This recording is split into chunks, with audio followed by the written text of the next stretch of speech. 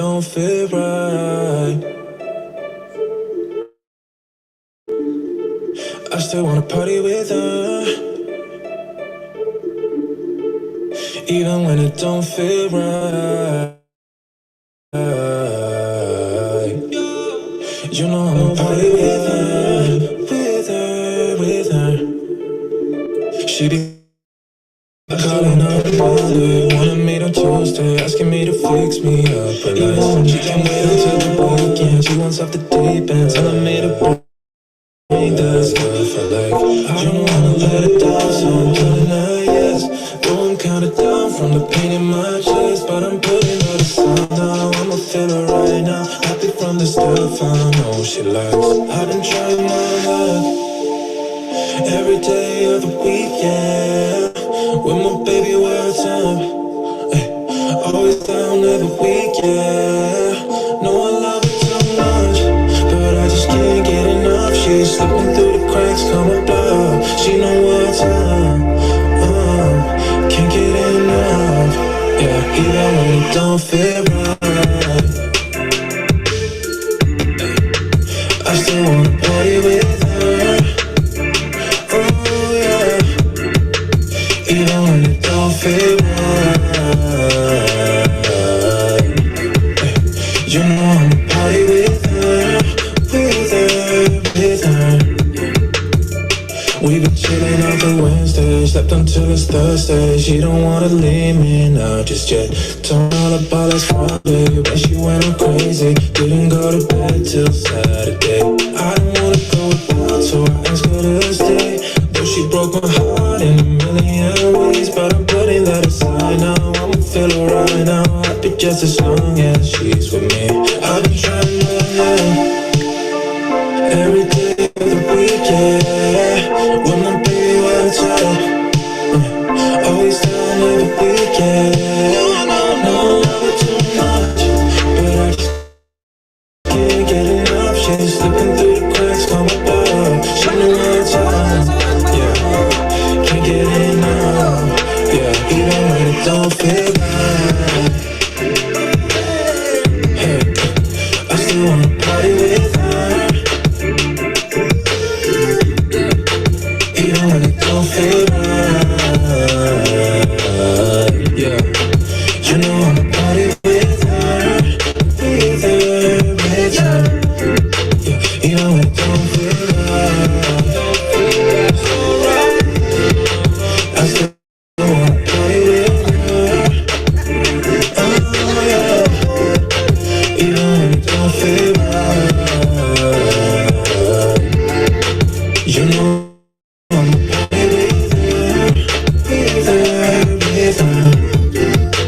Even when it don't feel right, you know I'ma party with her, with her, with her, yeah, yeah. Whoa, how y'all doing? How y'all doing? How y'all doing? What's going on? What's going on? Sarah, it's cold. It's cold outside. It's cold, girl. I'm trying to get the Christmas decorations all out and shit, girl. I'm like, you know what? You know what? Woo, it's like put one thing out, come back in the house. And go put something else out, come back in the house. Pretty soon I'm going to be able to connect the electricity and light it up. Not doing too much though, girl. How you doing, Miss Sarah? How you doing, beauty? Harlem. Hello, ladies. Who else did I see? I saw Perspective. Hello, hello, hello. And Leisha. Hello, hello, hello. How y'all doing?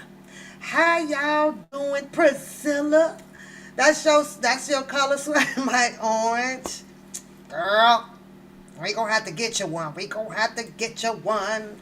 Get you one. I still have to get in touch with lady so I can get her one papoose mug out to her, you guys. I'm going to give her a call today. Coda Bear helping. Does Coda Bear do anything? Coda Bear, you already know, a diva. Don't want her hands dirty. I can't do that. But I will make her. Right now she's babysitting. No, I didn't get you no popcorn. I'm gonna order you some. Damn. I'm gonna order you some. You know how much I went through traveling with my mom? Do you understand what I had to go through traveling with my mom? Traveling with my mom. Talked me into buying 6 slice pizza that was $17. I almost stood up in that airport with my homeless sign begging for money. That's how bad it was. Girl, and then there was the pepperoni, right? The pepperoni was about that big and round. I ain't never seen the pepperoni that big. Lady, I was just talking about you, girl. We got to get your mug out to you today. So when I'm done with my live, because I don't have your number saved in the phone, I'm going to ask you to call me as soon as I'm done on the live, because I don't want to be calling all these crazy numbers back. And I was like, oh God, I don't know which one was hers. I don't know which one. So I don't really call them back. Girl, baby, my mom can only do three days away from home. I got it all figured out. Got to have her home in 72 hours or that elderly kick in. You know, don't, just her man to go and restless and the complaining and the moaning and the griping. 3 days. I figured it all out now. Got to have her ass home in 3 goddamn days. 3 days. But I want to see how you guys are doing. How you guys are doing. Look at Curtis. Hey, love. You say, listen, this might look like your backyard. You like the snow, Curtis? It's cold, boo. It's cold. It's cold.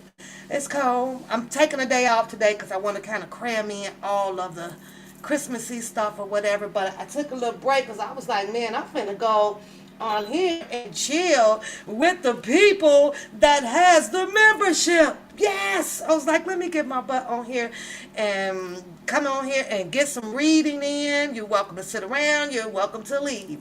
You said, listen, you already know how my mama is because you got a taste of her. So you listen. Girl, Miss Ann, baby, they left right back out. They are now, my mother and her husband is in Mississippi. My mother's husband just lost a grandson. The funeral is today. Apparently, he was in a bad car accident at the age of 18, and from the impact of the, I guess, tree or whatever. I tried to listen to my mom with the story. He went through the windshield, so they are burying him today. Yes, they're burying him. May he rest in peace.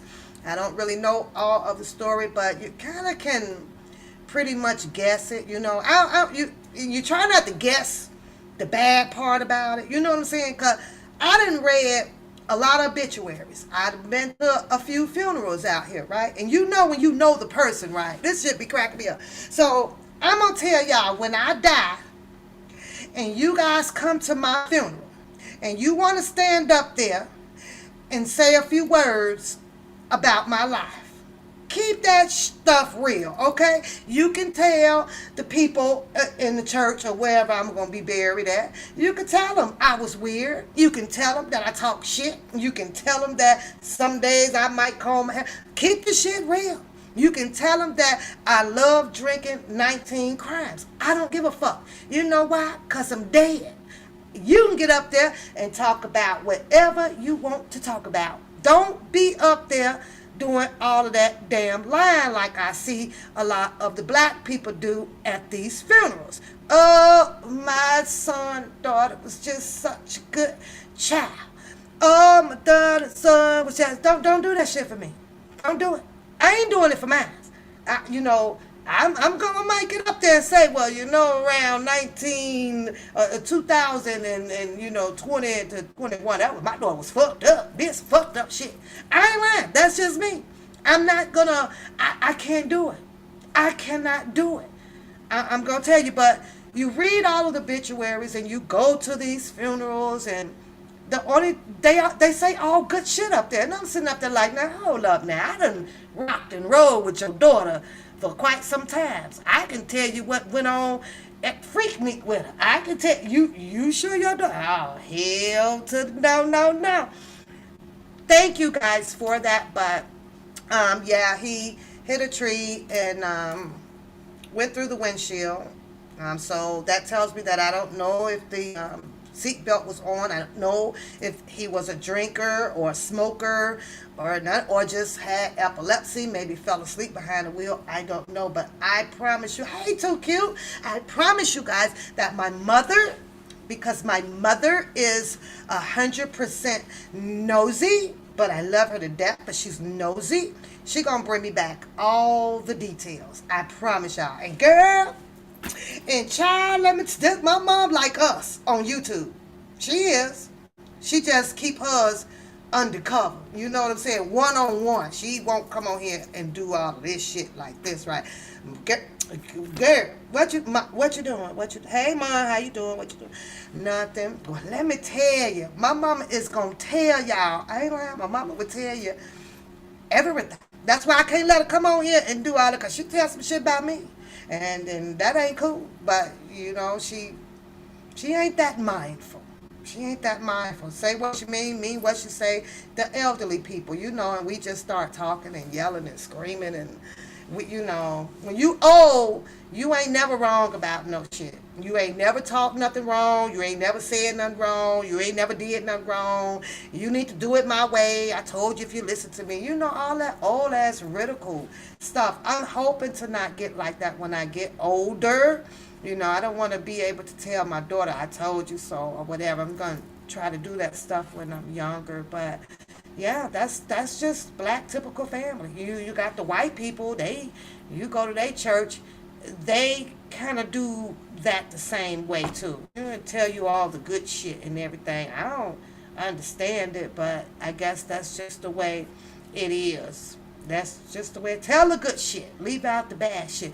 Anyways, y'all, it's been popping, locking, and dropping out here on the YouTube streets. Yep, it's a whole nother, I don't know, pretend, or it may be a for real freaking beef going on. Like I tell y'all, the way I have connected my freaking dots out here, and I don't give two hoops of a boot or what a motherfucker. That they all goddamn gonna connect some kind of goddamn way. Just that I listen. All this little riffy waffy ping ponging ass shit, y'all, you would think that all of these people, literally, I'm finna get comfortable, and I didn't even bring me nothing to drink down, so we gonna have commercial, because I'm gonna have to go back upstairs and get a drink, and during that commercial, I am going to be playing a video for you guys today. I'm gonna sit here for a minute, because I'm being lazy and don't feel like doing nothing else upstairs, but, yeah, the beef now is old book boy and catfish. Would you know it? Would you know it? And imagine that shit. Would you know it?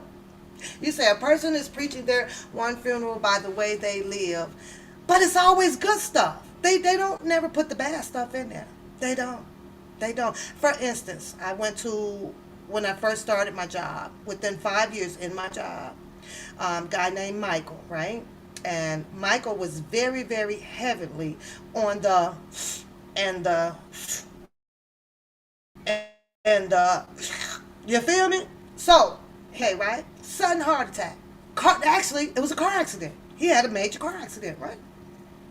And go to the funeral, and I'm sitting there, you know, he's got 5 sisters and 2 brothers, I believe it was at the time, and then, you know, the other family, so they get up there, and everybody is talking and everything, and I get it, you know, you shouldn't come up there and say, well, you know, he was fully loaded, you know, and tooted about 4 blows that day, and had him a pint or 2 of some gin and some Ciroc and all that stuff. I understand that, I do, it's nobody's business with that, but I'm just saying, it's like, the truth of literally how a person is and what may have caused the death is always hidden. You know, you got to stand up there and tell how good the person is. You know, I just don't know why.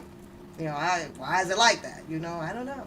Bury me with the truth. Because if you don't, I'm going to come back alive and sit up and say, you lying, Sarah, get down. You know I fucked up some shit the other day. Get your ass off this thing. You know I drank all the motherfucking goddamn Snoop Dogg the other day. Get off this thing. But, like I say, It's okay. But I'm waiting to hear back from my mom. They are there. I always have to hear back from my mom when they reach their destination so that I know that she is safe and at her destination. But yeah, that's crazy. So I would like to know, they didn't get all the details when they got the phone call. And we were on vacation that Wednesday. We left Wednesday, and this accident happened in Mississippi. I think it was like around Sunday night or Monday, but my mom didn't know about it until I think that Thursday or Friday when her husband called us in Arizona. And we was like, oh wow. So we got back and mom had to repack and then they hauled ass. And so now they're in Mississippi and then they will be leaving back from down there in Tuesday. My mom them is some traveling people, y'all. Her and her husband, they be gone. I get a little nervous sometimes because he is up in age. My mom is up in age. And I mean, they're both healthy and everything. So, but it's always that the age part about it. So we don't know, what can happen to us in a blink of an eye. You know what I'm saying? So I get a little worried. I get definitely worried when it's fishing season because apparently he still likes to take the boat out, and he takes my mom like way out there, y'all, way out there. And I told this story think back last year, right? And they took him out there, and something had died on the boat. It wouldn't start, right? And they're in the middle of fucking ocean out there trying to catch goddamn fish. Mom doesn't have her phone. He doesn't have the phone. They're chilling. My mom goes downstairs, when she tells me the current has started picking up on them. So she doesn't like the big waves, but she goes downstairs and and kind of relaxed herself. So they have a big boat, and and my mom's husband, he's up there and he's trying to wave down people. They're trying to radio people in, and a boat came by, and it happened to be white people aboard, and these white people just did not kind of get close to see what was going on or even try to help tow my mother and them back close to the shore where they needed to be. So when I hear stories like that and knowing that my mom is out there, that just really just pissed me off, like, so they had to wait and wait, and then finally the life people eventually came and towed them back in, but got the boat fixed, and they still go back out there to catch 100 damn fish and do what with? What will you even do with all them fish? I don't know, but they love it. They love it. So, but let's get to Lady Diva. It's a whole hot freaking mess out here. Everybody is still on the verge of figuring out or telling everybody how much allegedly that old Booker Boy is such a big liar out here. But he only becomes this really big liar when he is zoomed in on a particular person. Then once you hear the rebuttal comes back and all of the you're lying, you're lying, you're lying, you're lying. The way I approach that is like this. It's too late for you to be to be defensive towards this nigga. It's entirely too late. Because had everybody stuck together from the day one and been like on the same page that he was, then that's where it would have ended at. But when you let him back in and you're still shits and giggling with him and you're doing the phone calls with each other and everything, I know, you let bygones be bygones. I understand it. You let bygones be bygones, but you also let loose a person. If you ain't tolerate his lies, then how do you pause for a second? Okay, we gonna be cool. Okay, we just gonna be laughing. Okay, you can come on the panel. And then 30 days later, here you are again. You's a lying motherfucker, and you's a this, and you's a that, and you's a this. That's why I sit here and say, oh no, you literally have to connect the dots to the goddamn circus. So, circus show. Not only have Mr. Kelly supporters have been distracted by social media, the main goddamn media. You had the COVID team come across the track and do their damage with their leader of Drunken Larry. Now you also have your distraction of the goddamn circus that's going on around here, right here, in your goddamn face. The shit ping pongs from this one to this one to this one to this one. And you give it a week, they okay. And then you give it another week, they're ping ponging. I ain't saying, yeah. Yeah, exactly, Priscilla. Like, but it only gets loud, and then you'll have an individual that really wants to press the goddamn truth out about it and make it seem like this is the 100% truth now because I'm calling him out, and this is what, and use it, and you know, I'll be sitting there like, whoa, child, shut the fuck up. Like, really. And at the end of the day, what are they gonna do about the nigga line? Nothing. Nothing. They're gonna be laughing with him, or he gonna be able to just go on, and they gonna go on and give it a month or two or later. He'll be right back, you know, talking to, you know, or they will be, or you know, it's this or that. Just like I seen another one. Right? This what kills me with some people too, y'all. When people say, because this is what I watch for, you know, and it gets said a lot out here. Oh, no, we cool now, you know, we cool now. We cool now. Okay. Ooh, okay. Everybody's cool. How do you all take that? Like, seriously, how do you all take that? Because it's a little bit challenging for me. How do you all take that? I don't know how to take. I don't know how to take y'all. I don't know how to take you, and I know I ain't got to take you, but I'm trying. How do you? Ooh, okay. Now you're saying this. So if you, what I'm saying is, if you have sat in multiple channels, if you sat in multiple channels, right? Standbys. We're standbys over here. I'm on the outside looking in. And if you have sat at these multiple channels, and this is what the hurting part is, right? This is the devastating part of this, is the person that you ride with, right? Follow me on this, y'all. Follow me. Then went after, or then had some words, beef or whatever, with another person, right? With another person.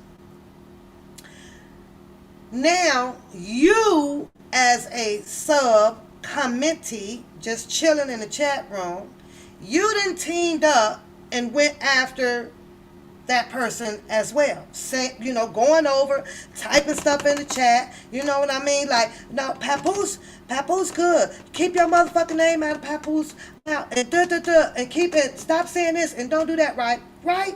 But you only did it because your blogger was doing it. You know? If you don't like it, okay, well, we ain't gonna like them. If you don't like them, then we ain't gonna like them because we rock with you. It's kind of delusional, right? Now, a week later, you done did all that shit to help bag up what was going on. Fuck, you know, bitch, fuck you. Don't be talking about so and so. But then, your blogger, your YouTube creator, is now everything cool over there. How does that make y'all feel? How does that make y'all feel? So do you just wrap everything up now, and when you go back over to sit in the bushes or comment on the attacker page, how do you do that? I need to know, because I can't do it. I'm trying, hi Tanea, I'm trying to really understand, how do y'all do that? How do you help gang up, get in your feelings, do a whole bunch of typing just to have yourself blocked any damn way, right? But then here comes the makeup part with two people. Are you made up with the other person? So now what do? You go in and be like, you just start automatically laughing and and what? How y'all do that shit? That's the most goofiest, hard knock ass shit I have ever seen. I cannot understand it. Make it make goddamn sense. I don't understand that. It's weird.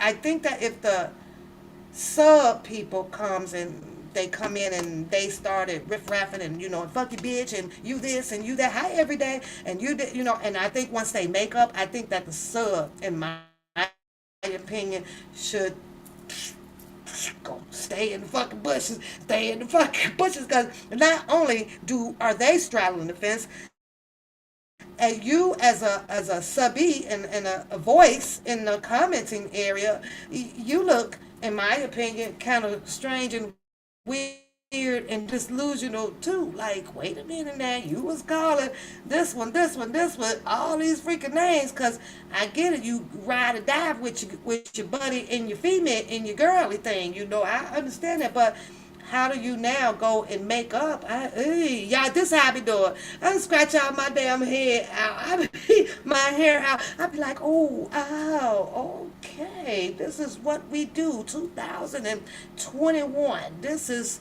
what people do now. I be over here cracking the hell up, y'all. I can't tell y'all, I be dying laughing. I'm like, mm. Ooh, connecting the dots has been pretty easy for me. Um, I guess there's another new show out, right? Um, I totally confused about that. Wasn't aware that I'm gonna connect these dots for y'all. And sometimes I ain't shit. Most of the time, I'm good shit. To be perfectly honest with you guys. I wasn't for sure. So I had to go do my homework. I said, Pap, go do your homework. Something looks familiar, but I wasn't sure, right? So, okay, I was sent the link. Okay, there's another show, talk show, I guess. There was Jojo Dorian and Rome. Put a 1 in the chat if you guys know who Rome is.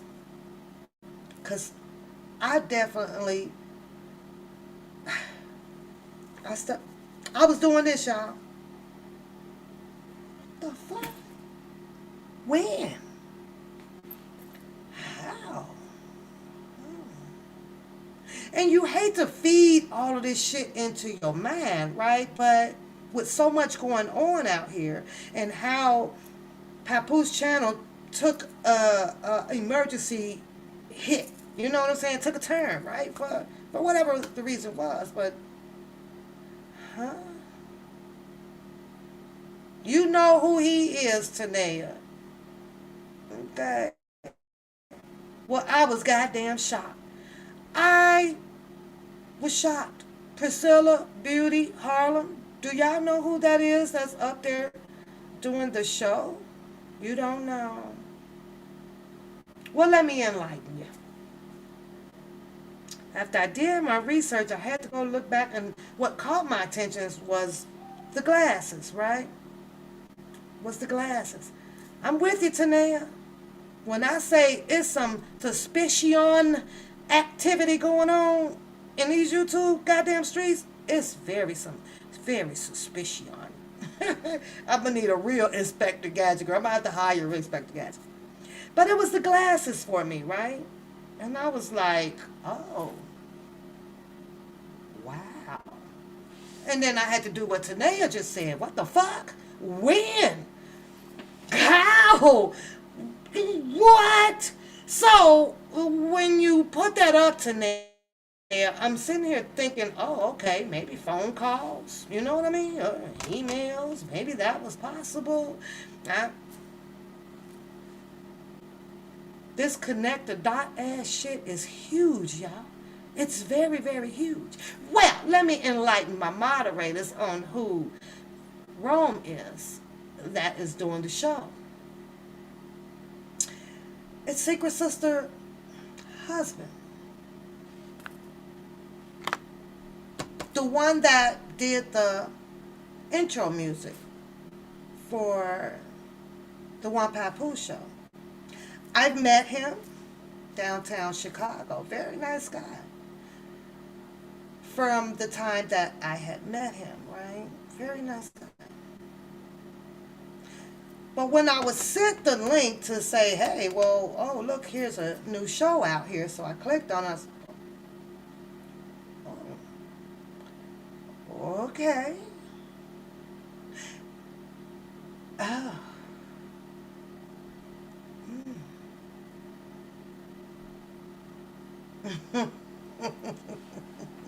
And that's pretty much what I did. And I just kind of clicked off.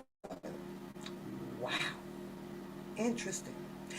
And the reason why that I had the privilege to go, wow, interesting. Because if you've been out here in a position like I am doing, where you have met people and you have followed quite a bit of connect the dots. That's what I'm going to name this shit.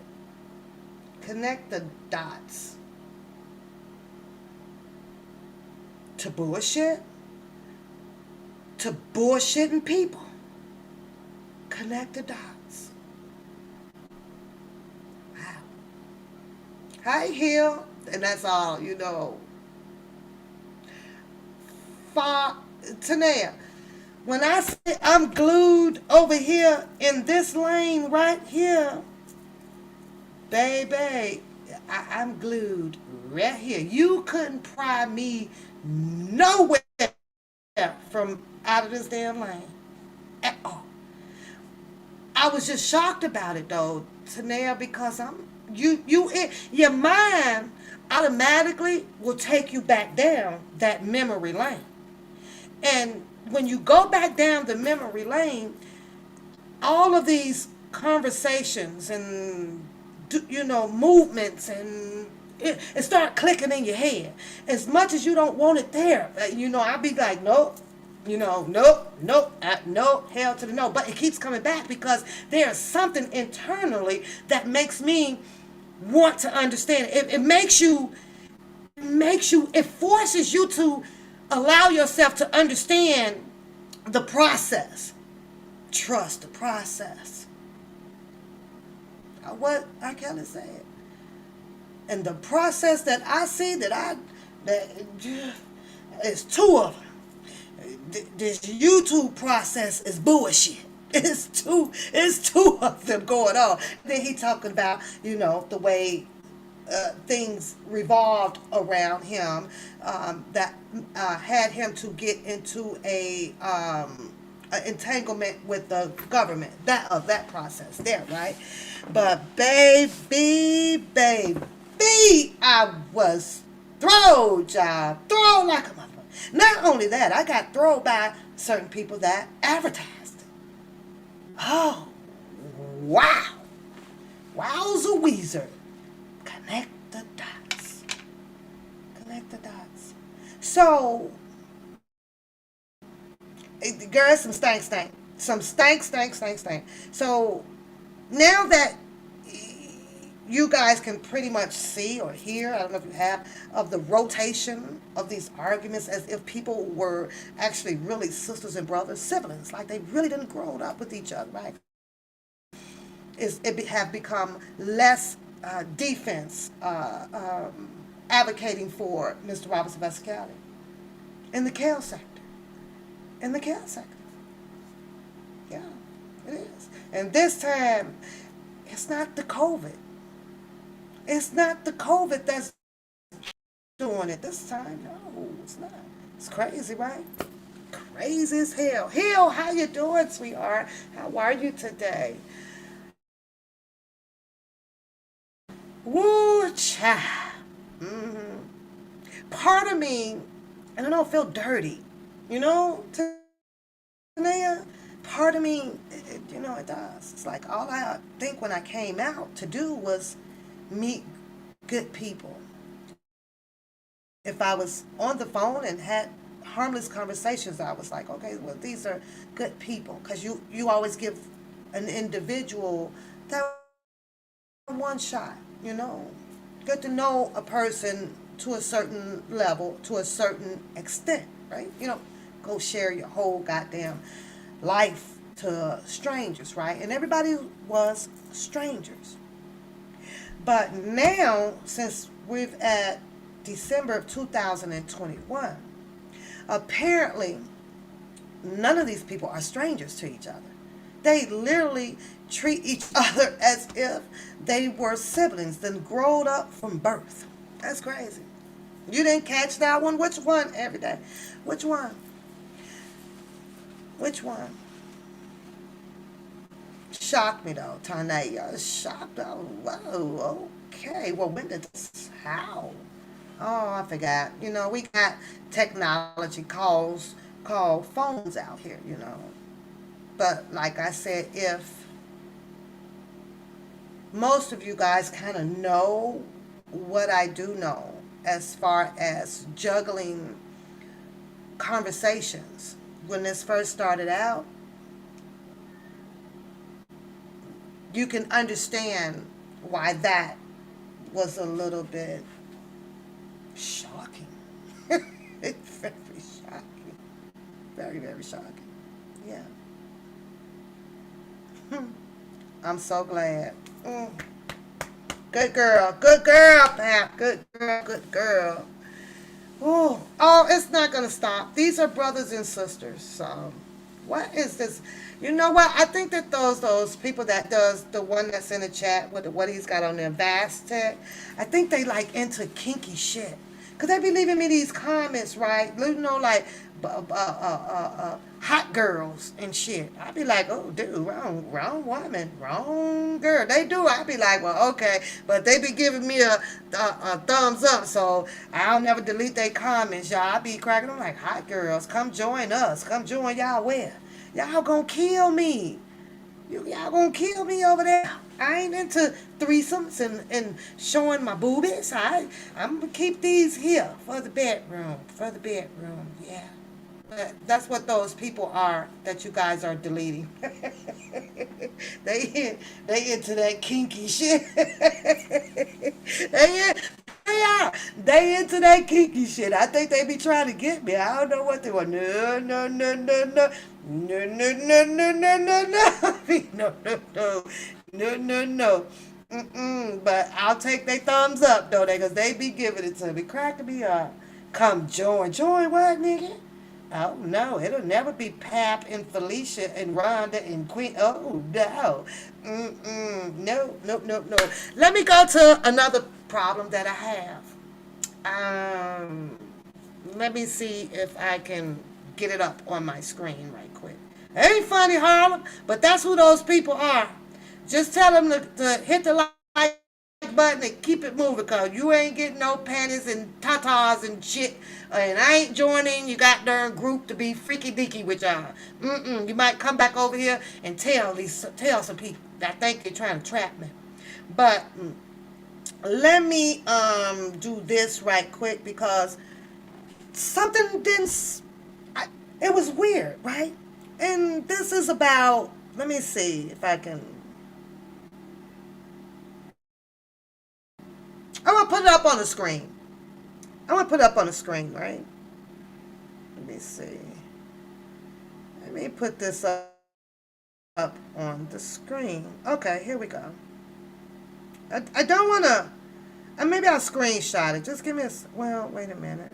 Let me screenshot it and see if I can get it up on the screen, you guys. So give me a second. Screenshot photo. Then I'm going to send the picture to my email. So just a second.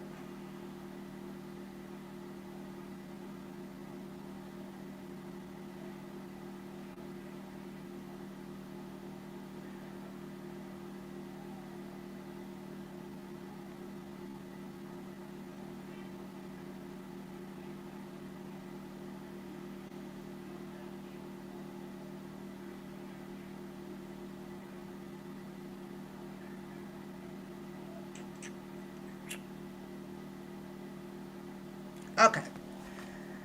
I want to see what you guys thought about this title. Um, I have not taken time to really listen to letters. I told you guys I didn't really care about it because I've read all of the paperwork. I've watched hundreds and hundreds of videos pertaining to Mr. Kelly, Mr. Robert Sylvester Kelly. Hi, Denise. Right? I did that right.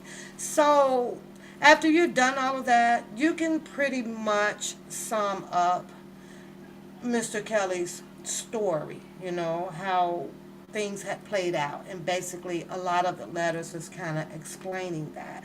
So, I'm not over there, not hardly ever in the bushes, but shout out to everybody that's doing whatever you think is right for Mr. Kelly. However, I was puzzled about the title. Let me get it up on here to share my screen. So give me a second. And what do you guys thought about that title? What did you think about the title? Huh? Let me find it. Eating around a party with her. Okay. The title kind of throw me, you guys. It really throw me because I'm thinking if you are a person, and this can be anybody, right? I'm trying to understand their flavor, right? Like, okay, well, which way are you going with this? To some people, it may have been okay. Oh well, all right. It's in the letters, or I guess after hearing Mr. Robert Sylvester Kelly's story, knowing that he, had dated this lady or this lady or this lady and this lady, right? Um.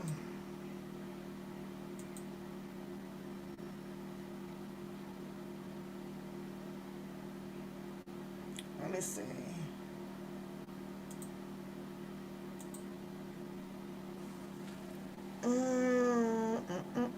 The only thing that I be trying to make sure is that my whole Gmail is not showing, and that makes me mad.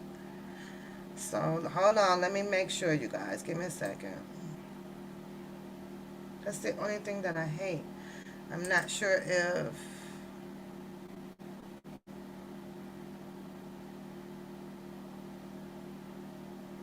Okay. If it is, it's not much. Showing that my payment posted. So I don't guess that's too bad.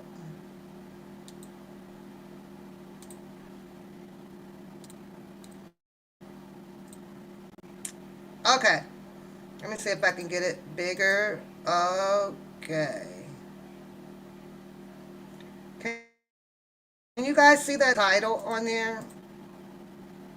Probably not. Wait a minute. And I can't move this, so.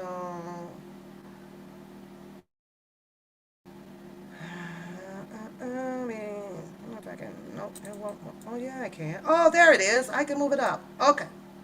There we go. This time, right here.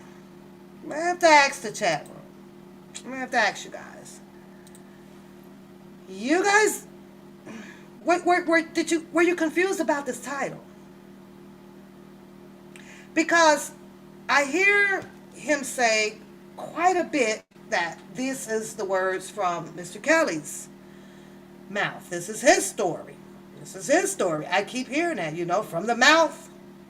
But then he says here, my story from my mouth, hosted, right? And I'm sitting here thinking, now, if we're trying to make Mr. Kelly look good, we're trying to change the narrative of what is, true, I guess, according to the indictments and or things of what we would not like to believe. You know what I'm saying? Hope y'all understand what I'm saying, right? But to have a title like this, don't you think that this would be kind of airing something differently? The title says R. Kelly Letter Part 5. I licked their kitty. There we all know means multiple, right? We all know that, right? There, who, there. There they are, me and the kitty. And didn't that like an open confession? Wouldn't that align evidence with the prosecution accusations and allegations? Wouldn't that be putting proof that, okay, that they were all like there?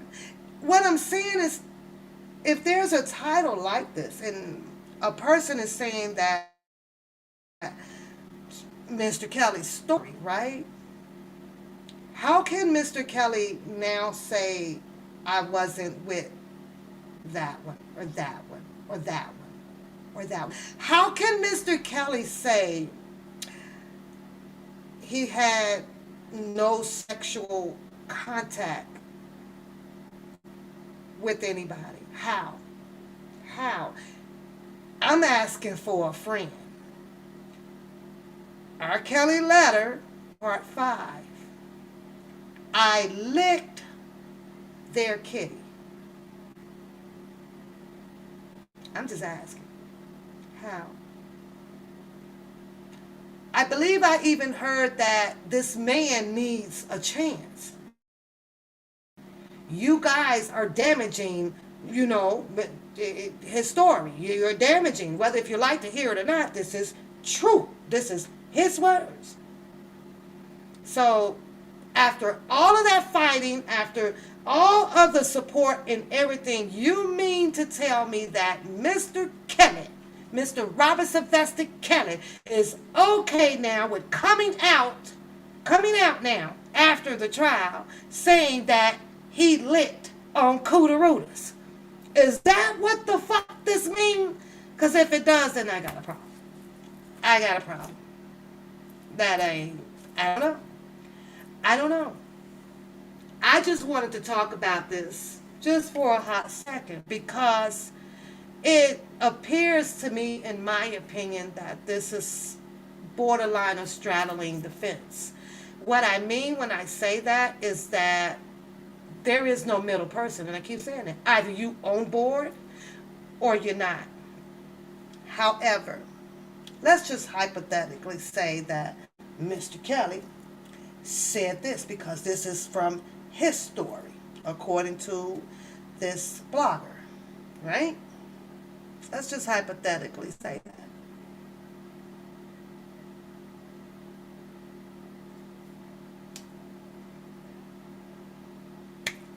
Someone asked the blogger, how do you continue to fight and support? How? This is clearly, in my opinion, helped. It helps a little bit of the prosecution side by them saying that there was some type of sexual contact, especially if he says that he does not have, there's no proof of him having herpes, but you have someone out here claiming that she has herpes. When he say, I licked there, we all know that there were six women. I'm talking about in this trial, 6 that came out with allegations of having some type of sexual contact with Mr. Kelly. And then Mr. Kelly probably, telling his attorney or so, I did not. A lot of people in the subs on different channels were also saying that as well. No, he didn't touch that person. He didn't do this with this person. He didn't do this with this person. He didn't do this with this person. But yet then you come out with a title that clearly will indicate that he had totally fucked me up, y'all. But it is what it is, right? I don't know. I don't know. It is what it is, right? I don't know. Weird, weird shit. Yeah. Let me read. You said that you don't think that it matters as long as they are of legal age, and I feel it is his story, so he should tell it however he feels. Okay. That's okay. But when you say that though, Ladybug, I have to question. I have to ask you. I have to ask you. We still talking about the young ladies.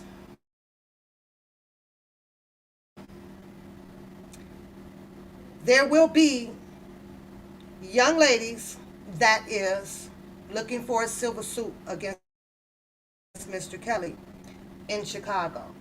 And on the stand, they did say that they had these sexual contacts with Mr. Kelly. This is the silver suit alone. Let's just talk about that one. But now this big old title is up there, and I get it. Well, maybe they won't look at it like that way. Okay. Or maybe it might be a possibility with them pulling that title and saying, well, if this is coming from Mr. Kelly, well, he can't deny this here in Chicago. If this is his words, it's clearly saying that he was there. Silver suit won.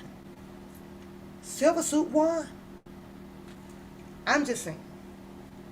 That's just kind of how I looked at it. Out of all of the other videos that he was reading and doing, and I think I saw the first ones, I was like, well, okay, he's just reading letters. Boom. Nothing wrong with that. But I was like, oh, I don't know. You say he's gonna cry a river with this title. He was upset when he played the video. I don't know. Bookham is a whole another different ball game. He's in a league of his own. He's in a league of his own. The only one that can solve and fix the problem that Bookham is having with this overzealous part of being a fan or a supporter or a godson is Mr. Kelly. It's Mr. Kelly himself.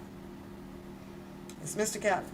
He's going to have to say no. He was just his friend and he was this, or he's going to have to say yes. He was my godson. Because other than that, the speculations about Booker and who the hell he is and who he wants to be is going to just stay in a big old circle, pretty much. I asked the other time I was live because he wanted to challenge Choke No Joke on the letters. And he says that he has them all. And I was like, well, okay, instead of arguing with Choke No Joke, and it appears that he needed to win this battle of being right. So if you have them, then you put them up. And Choke No Joke can read. And everybody go from chat, okay, all right. He's reading well. Okay, well now finally you're saying something that is true that you have. We see that you have it, but he would never do that. So you said, girl, I had to pay off my bill too. I had to pay it off, and I did. So shout out to me. I paid off a bill today. Yep, I sure did. I went on and whipped it hard. So, and I do not plan on at all. Although I needed to run to Costco today. I need to go get some things from Costco, but getting rid of them bills, girl, before the new year. Before the new year. He said he knows Sylvia gave Choke the video. He said that he was pulling up on, oh Lord, is the boy still pulling up? Hi, Stephanie. Don't tell me the boy's still pulling up. You can't be pulling up. You just can't be pulling up on people. Like, that's just not cool to do. It's really not cool thing to do. I'm so over the fighting situations out here. It's, yeah, right. Okay. Anyways, I just kind of wanted to see what you guys thought about it, so we know, maybe with some of you guys, like, maybe, went a different way, and it's okay. Some of you guys, I think it was it's like, okay, well, that's not gonna hurt him or anything at all for Chicago Chicago, anything. So all of the opinions are acceptable over here. It's just us just, putting your opinions out here. How do you feel about it? And that's just how I kind of felt about it. It's like, wait a minute now, because and I'm sitting over here and I'm listening to Mr. Kelly, I simply as he does his Q&As on the Esquire and a lot of TV shows out here, right? He's been on them all, and the way he present himself, it would have been like, nah, I ain't getting jiggy with none of these damn girls. I have parties. They come out. I help take it. I bought this one. I gave this one, this one. This one went shopping. Not once did he ever mention too much that I can recall about having any freaking goddamn sexual contact with any women. So that's the vision that I have in my head. That's the thought that I have in my head. So I saw the title over there and I'm like, oh, but wait a minute, I don't recall, Mr. Kelly implying anything about any sexual contact, just only the parties and stuff. So that's why I was mentioning that part, Ladybug. So, like, well, wait a minute. Now, if they are in the letters and the letters are true and that's his words about him licking on the kitty and the cooterooters and stuff, and he said, the there, it is what it is. Yeah, I do understand whether if it's said or not, there's not much can be done about it in the courtroom right now, so, but that's just how I kind of looked at it. Because I was listening to Mr. Kelly. I'm finna ride with him. There's a lot of things, Ladybug, that I literally made the decision to rock with supporting Mr. Kelly. There's a lot of things. So I don't want to be wrong about this. I don't want to have that bad feeling about this. I don't want to switch up. I don't want to switch out. I want to rock. But I have to make sure as well, like, okay, this his words? Okay. Because a lot of everybody was out here yelling that he ain't touched that, he ain't been with this, ain't no way he can get, and he ain't been diagnosed with this herpes, and he ain't, and Geronda Place, she slept with Bubba, and blah, blah, blah, blah, blah. And if that's the case, then why there's a title out here like that, So, crazy. But, I don't know. Hey, Reba. Hey, Reba. Let me see. You said, you do have a question. Is he allowed to be a man and put his business out here? He's entitled to. It's a free. There's no restriction. No, he is perfect, just like I am. You is Reba. Simply, you're entitled to do whatever you chooses to do. You're entitled to it. So no, there's no restrictions on him. And if that's what was written up and it's by him, I accept it. Yeah, I'm okay with that. You want to tell that part of your story? I'm okay with that. Your birthday is coming up. It is January the 15th. And if Pooh Pooh shows up, Pooh Bear, today is her birthday. So, and I shouted and sent her some love yesterday through Messenger. So she is having a birthday today. So, yep. Yep. Hi, Cheryl. Hi. So, I don't know. But I'm okay with it though, Ladybug, because I understand perceptions and we're all going to perceive things a little bit different. What I don't like with perceptions is I don't like for us to ever argue about how each individual may feel about it. That's all. I just like, because we're all made, the vision sees differently. The mind sometimes understand it differently. Even when we're trying to define words and things, we will comprehend it and a little bit different from each other. You know, so you say you don't think that they would see those letters in court as a third party. There you go. Probably not. Probably not. So everybody says that they're old. It's like, well, them letters I've been out. You wasn't even supposed to tell that. But I'm still stuck on the fact about me, on if they are and if they got out. The YouTube people, in my opinion, the readers and the listeners, are not the bad culprits. You know what I'm saying? Like, Okay, not our fault. If it was in the hands of a legal official or the attorney and everything, and it got out, that's where the fight is at.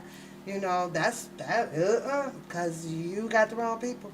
So, you said that you just hope that this letter don't end up in a confession from Mr. Kelly. A lot of people are too afraid to say it, but I'm not. I am afraid for our Kelly in these letters, and I don't care. That's what. That's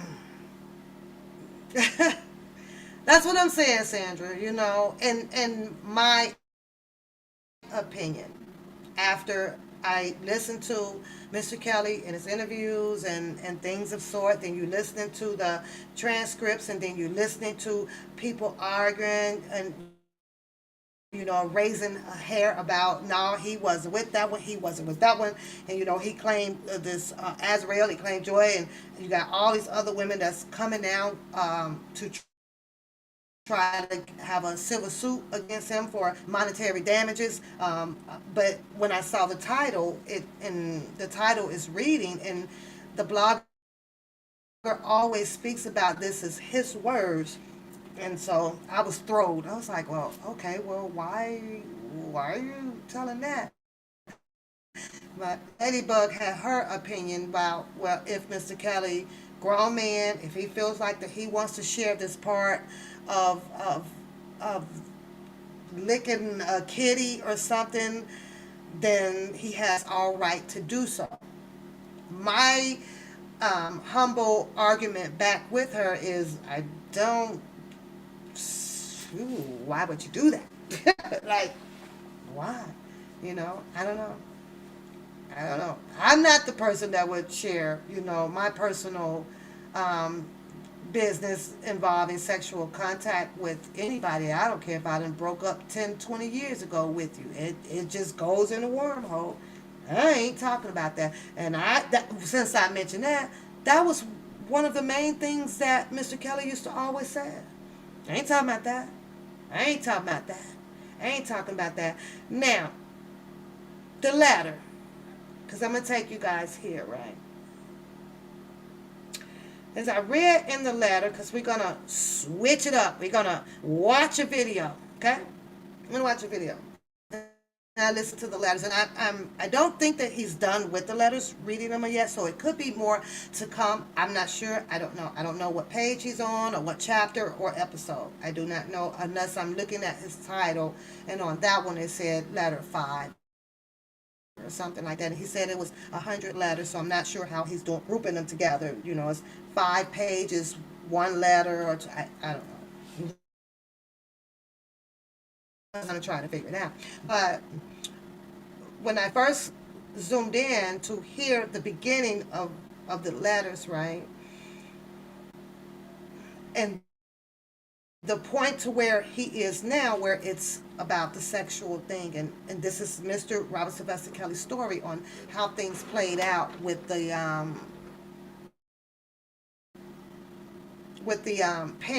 parents and things like that, right? And they brought him, and they wanted me to make a dildo thing and all of this crippity crap. What I was hoping to hear a little bit more, and like I said, I don't know if it's going to come at the end or not, right? Is the I thought that there was more to the people that did the setup, damaging to Mr. Kelly. So I haven't heard any of that from the beginning when I was listening to the letter. I don't hear that. I was thinking, like, well, okay, what about all of the other people, like the bigger people? What do y'all think that those names will come out? Do you think that those names would come out?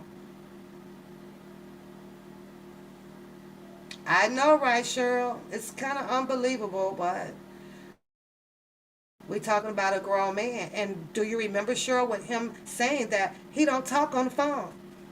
I don't share all of this and this or that. So maybe he changed. Maybe he'll change me. Maybe that's what happened. But when I hear him say that quite a bit, I don't talk on the phone. I'm not sure. I don't do this. He's a quiet person. But then you have like this letter. I'm like, well, maybe he changed. Maybe he wants the world to know. Woo, woo, woo, woo, and woo, woo. I don't know. Hey, Smiley. Hey. Oh. But I'm pretty sure they might be, though, lady. They might be. Them guards might be. Mm-mm. When it comes down to R. Kelly, it's a different story. I just don't believe that R. Kelly is that damn stupid thing. Put your hand in the hat and put your hand up. Put your hand up, Sandra, and go on and smack the five right here, girl. Let's go on and get our high five together. Together. But people don't like to hear you say that. Everybody wants their conjured up their mental dream. They don't want you to take their dream and their hope from them. And so I understand it. I try to respect those that do have that dream and that hope. So everybody needs one. So, but it was weird to me. That's all. And I just wanted to point it out to you guys and see how you guys felt about the title. That's all. Thank you, Tanaya. Tanaya, high five. Because I don't know. But, ooh, have y'all ever sat back at some point in time, and we care about the rights of Mr. Robert Sylvester Kelly, and all this stuff. Have you, be honest, and said, whew, this is a lot. Have you really sat back and asked yourself, whew, is this worth it? And you're still kind of gonna go on with it, and support and mentally the best way you can, right? Financially. But have you really ever sat back and just exhale from it? Have you took the time to do that and be like, wow, this is so much? And it's because of all of the debacle and crazy stuff that's going on. So you say you're 50-50 due to the fact that R. Kelly never spoken on any pretty much every day. I agree. Not even the ex-wife. So I agree on that. I totally agree. I agree. It was just puzzling to me. Yeah, boy. Let me get this video started. We're going to do a few minutes of this video. And you guys know I got to get into a little bit of Don Russell. Just for a minute. Just for a minute. Because Don Russell is to blame for this and for that and for this and for that and for this and for that. I'm going to start the video, but I'm going to keep stopping the video because at the time that this video was done, a lot of you people were there. A lot of you people were there. Some were moderators, and a lot of people were there talkers, and during this prime time in this gentleman's blogging, a lot of people was for him. When I say it was a lot of people for Donnell Russell, it just amazes me how there's a lot of people now that's against him. Don the Con is what they call him. But when he first came out, he had the pleasure of interviewing and on the Trent show. How many of you guys remember that?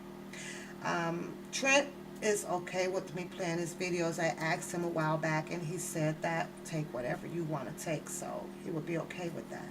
I will still ask the moderators to put my disclaimer up in there and give some shout out to Trent, because we're going to go back down and listen. And there's a part in there that you guys have heard the names over and over and over and over about the disappearance.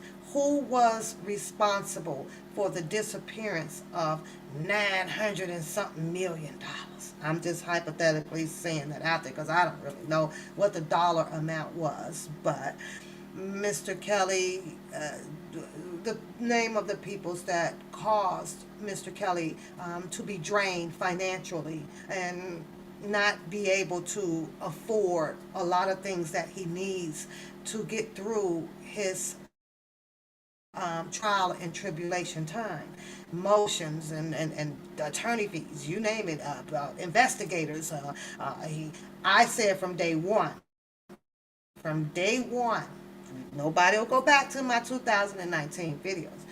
He needed a mediator. There should have been a mediator there on the spot, on the goddamn spot, on the spot. Should have been a mediator.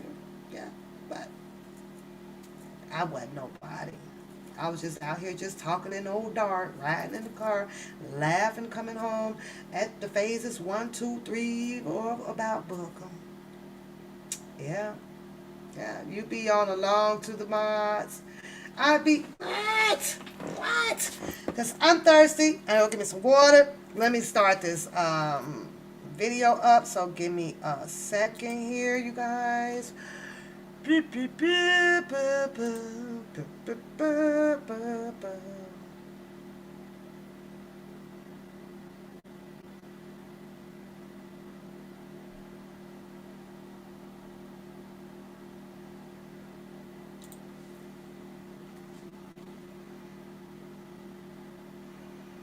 It don't really matter because, you know, in this nation,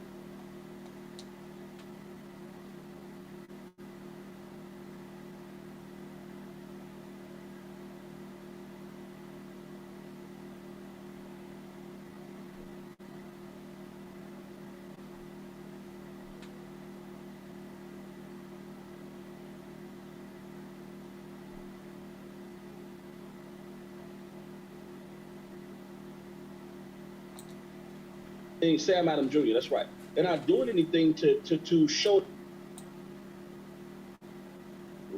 we gonna go find this little chick, hey, because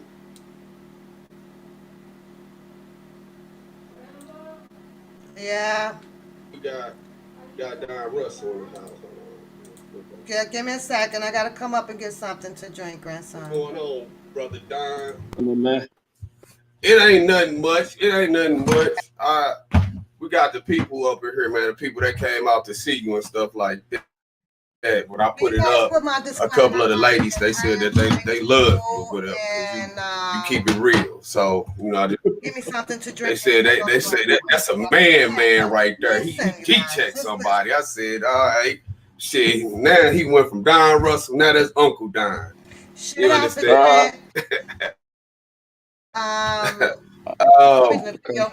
But you know, first thing first, you know, the people they already know, but this your first time over here, and I might have a couple of viewers who don't know who you are. So, could you tell the people who you are, sir, please? Don Russell. I guess for the sake of this show, I'm known as R. Kelly's manager, but I will always stand by that. I'm a consultant, agent, and friend first. And we go back 30 plus years. We street performed together. Grew up in the city of Chicago. I went off and did Broadway and got into technology where he went off and chased his dream as the king. It became the king of R&B because of him chasing his dreams. And we stayed connected throughout the years. I'm in California now, businessman. I own a tech company and I'm running a restaurant chain right now. And that's pretty much it. So that's much as needs to be known. But first and foremost, close friend of Rob, real close ally, and I work directly with him now today, and I'm leading the Go team on getting this case adjudicated properly, and hopefully that'll lead to a road that will lead to his freedom. Okay.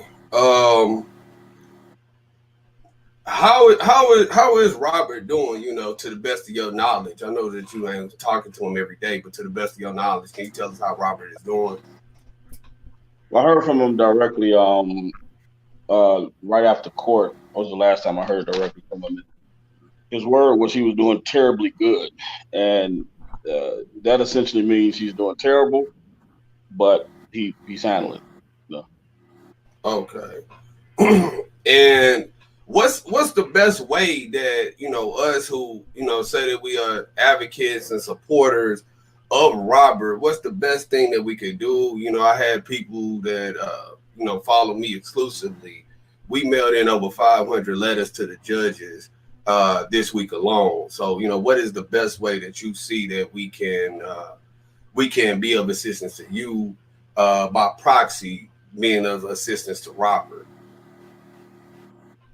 Well, that's a good move. I mean, I've been encouraging people. Right now, the contingent of followers that Rob has around the world, they don't have a unified base. The other side went through some extremes to divide us through implanting imposters and just fake operatives, ops as we would call them, into our fray. And now Kale's nation is kind of divided. So whereas we would be able to move in force, sort of like the Beehive, and I always make reference to that, whenever somebody puts out something negative about Beyonce, the Beehive attacks that publication and they get them to take it down. Well, we haven't been able to do that because we haven't been unified. So therefore, our voices are not, rising as high as they should. So I've been going on the talk show, which is why I'm actually doing your show. And I spoke, listen, as much as I have to do to galvanize Rob's supporters, I'm going to do that because he deserves that. He deserves a fair chance and an opportunity to adjudicate his case on his feet and not on his knees, which is what the media wants to see. So that effort, towards allowing the judge who openly said it out of his own mouth, I don't know who R. Kelly is. He needs to know who he is. This is not an average person. This is a person who has fans around the world. He's touched many people's hearts and lives. And, just as if it was somebody that he idolized, he would want the person that's making the decision on his life, or that's presiding over the decision that, that could end, up being the most important decision of his life. He would want that person to at least know how many hearts and lives that they'll affect by not carefully handling that situation and looking into it from every different angle and all vantage points. So it's a great effort. I think you should continue to do that.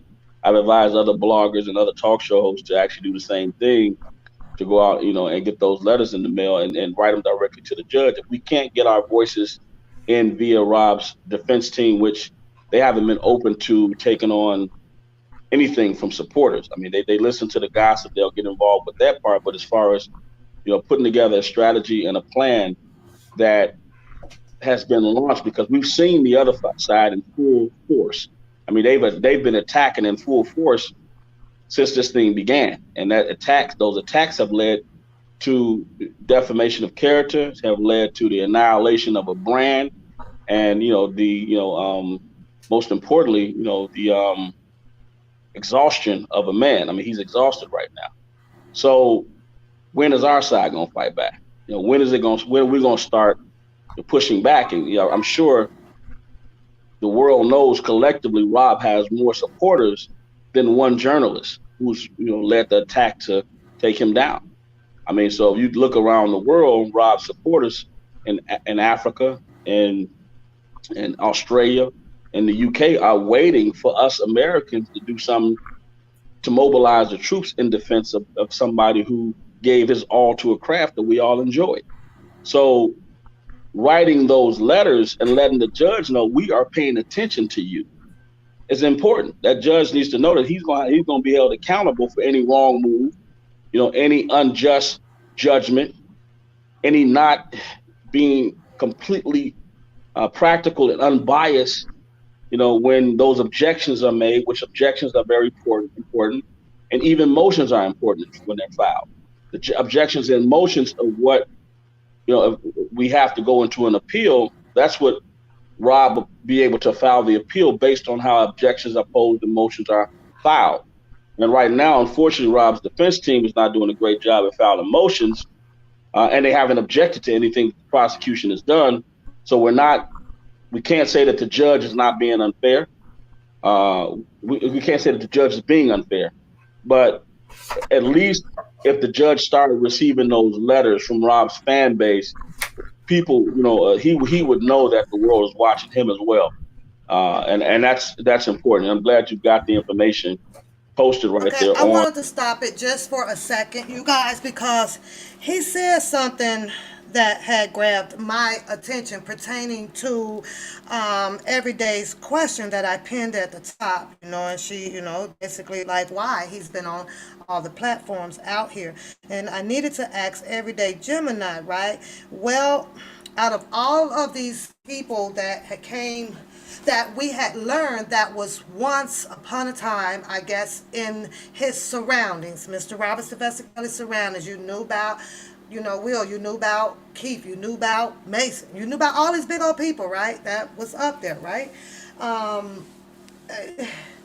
No one asked, well, no, a lot of people did ask, why wasn't Will out trying to conjure a big unity for Mr. Robert Sylvester Kelly? When I heard Don Russell speak, because I had to go back and I watched this whole video again, shout out again to Trent, right?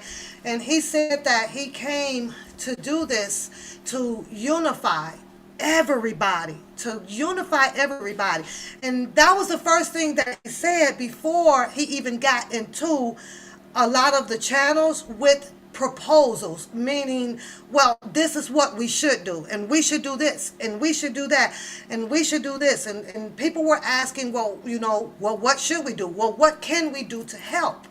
He was laying his whole freaking timeline out.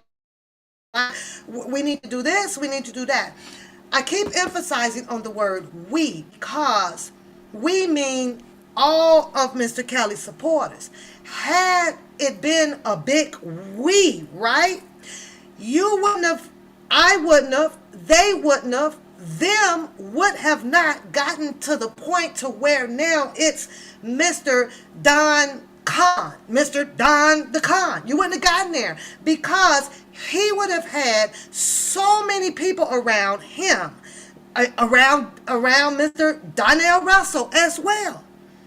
So many people would have had eyes on of these allegations of this being stolen or this being stolen or this, you know what I'm saying? It would have been so many people like right there. Yes, people probably wouldn't have liked their choice of who the leadership was coming from, but everybody would have known it would have been on one big goddamn boat. The same way that they brought them goddamn Africans over here on the boat, they all knew who the leader was and who to point a finger to of what was causing the distress of them being captured into slavery, to take them over to do the work. They had one person to point a finger at. But those people, they jumped ship. A lot of them was on there, give us free. But they knew where to point that finger at of who was distressing us, who was doing this to us. Had everybody unified before Mr. Donnell Russell continued on with his proposal plan of ways of helping Miss Robert Sylvester Kelly, it wouldn't be no entanglement out here. Had Bookham not come out here and take this man's story instead of probably connecting with him on a good side, right? And you got hundreds and hundreds of people with them and doing it, Bookham's story wouldn't have changed. But it was about a fight of leadership, in my opinion. No, you can't do this because I wanted to do this. Donnell Russell name and his mother name did not even become corrupt out here until a piece of paper was dug up and put out here about what his mother had done because of her licenses of notarization was not up to date. That picture right there, it threw shade and dirt and it corrupted allegedly his intentions on unifying and putting things out. Everybody was worried about, well, did Mr. Robert Sylvester Kelly give this permission? It behooves me on that part because everybody wanted to help, but there was nobody, not enough. I'm sorry, there was not enough people to put the trust into just one person's hand and rock and roll with that to see where it was going to go. Can it help? Can he helped Mr. Kelly, or was he really out here for Mr. Kelly? Not now. The story is going to go on because there was some more people added in that allegedly, once, in my opinion, Donnell Russell did his investigation on, which you guys know ended up being, he met Bookham. Didn't sit well with that. He met, or he found out about, according to his story, Donnell Russell's story about Sharon Winbush, was when he, come on, his mother is on the phone. She reached out to his mother. His mother doesn't even know who she really talking to, but, she got a lot of information out of it. So now he's out there trying to dig up on who the hell is this goddamn Sharon Winbush. Is obviously he probably didn't know her like that, because he tells you in his story, I met Rod, I grew up with him. He didn't say that he worked with him and all that stuff during his tap dancing season and things like that. He never said that. He never said that at all. And I went back to listen to the Nigga at Night. I went back to listen to the TBDs. I went back and listened. He said that he knew him from the train track in Chicago downtown, and they became best friends. Never said that, he was doing to the level of what everybody else was doing. He figured he had this type of relationship, this friendship level with Mr. Kelly, because we're going to also get into where he talks about the indie bill thing, where everybody see that Mr. Kelly had no way of making any kind of freaking money. Nobody wanted to bite it. Me Too pulled him down, slapped him, plucked him, pulled his skin off of his damn body. Where is he going to get the money? Nobody wanted to trust that this man had a particular business where, and I'm going to go ahead and say it on live, that he can possibly slide some shit through another business with a different name, but Mr. Kelly is still able to retrieve funds that he needed to help obtain a particular attorneys that he needed to get. That wasn't allowed to go through. It was a lot, but let's go on. But my rebuttal is back to Everyday Gemini, when and I have her statement pinned at the top of the screen, because I decided to get a Coke. Yeah, I'm gonna need a Coke. I should have poured me some Patron in it, but I ain't gonna have no liquor tonight because my daughter having a party, so I'm gonna be going over there in a little bit. But he said unified at first. What was his reason to come out here? And he said unified. So I don't know. It's like nobody wants to trust anybody but Mr. Kelly, but you don't have Mr. Kelly out here to fight for himself. That was the big deal for me. Oh, shit. Okay, wait a minute. No, I don't want to do that one. Hold on. Let me get back to it. My bad. Let me get off of that shit there. I might get a virus. Hold on. Where do we go?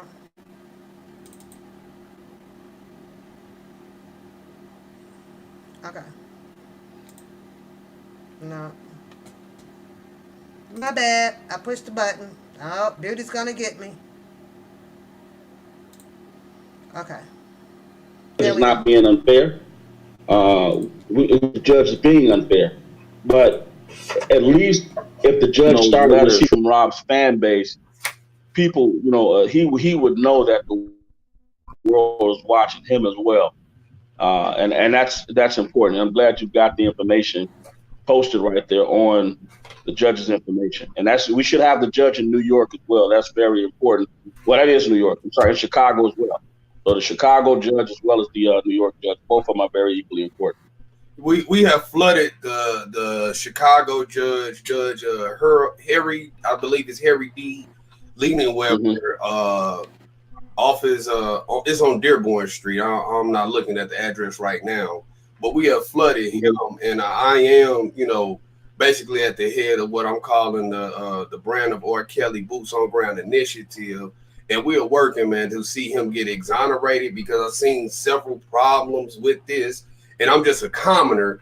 I haven't gone to law school or anything like this. But some of the common problems that I see is that this case stems from the first 2008 case that came about.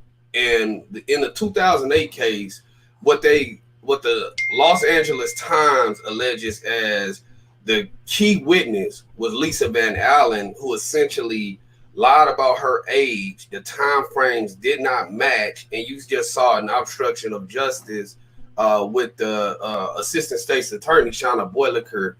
And then you bring this same person that was essentially thrown off the stand in 2008 in 2019 to testify before the grand jury.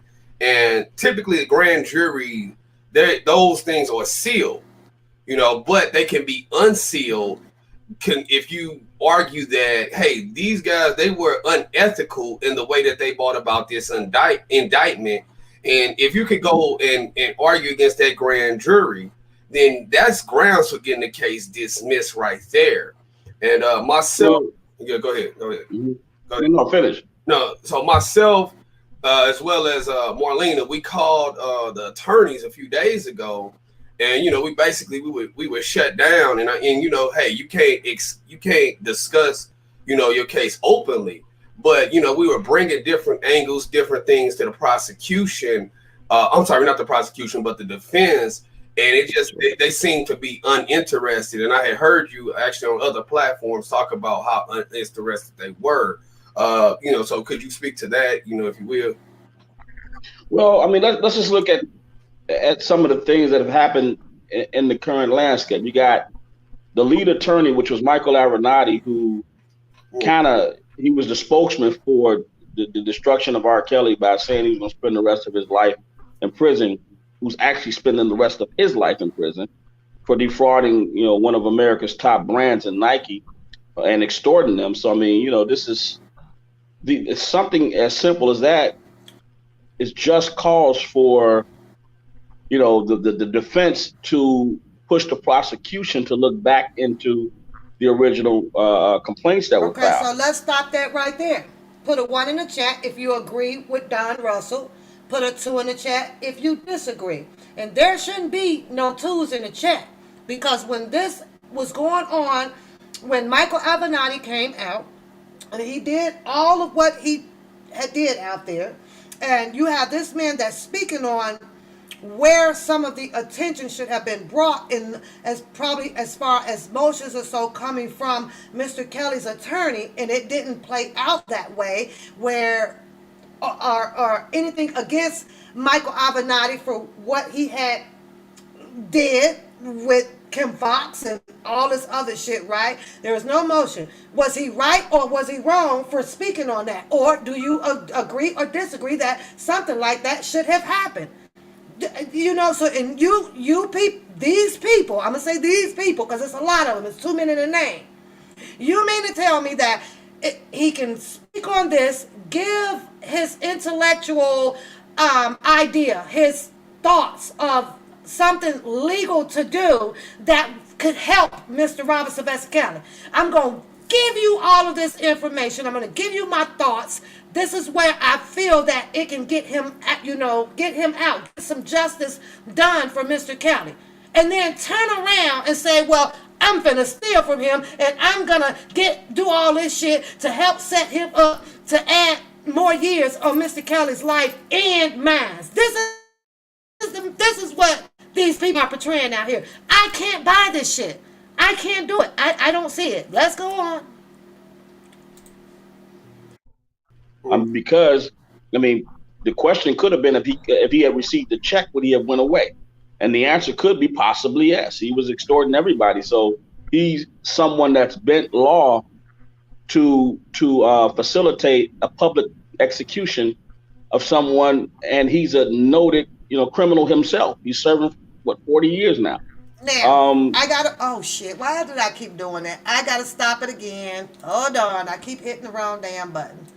So hold on. Let me get back. The other thing that I wanted to address that you stated is that you said you were a common man.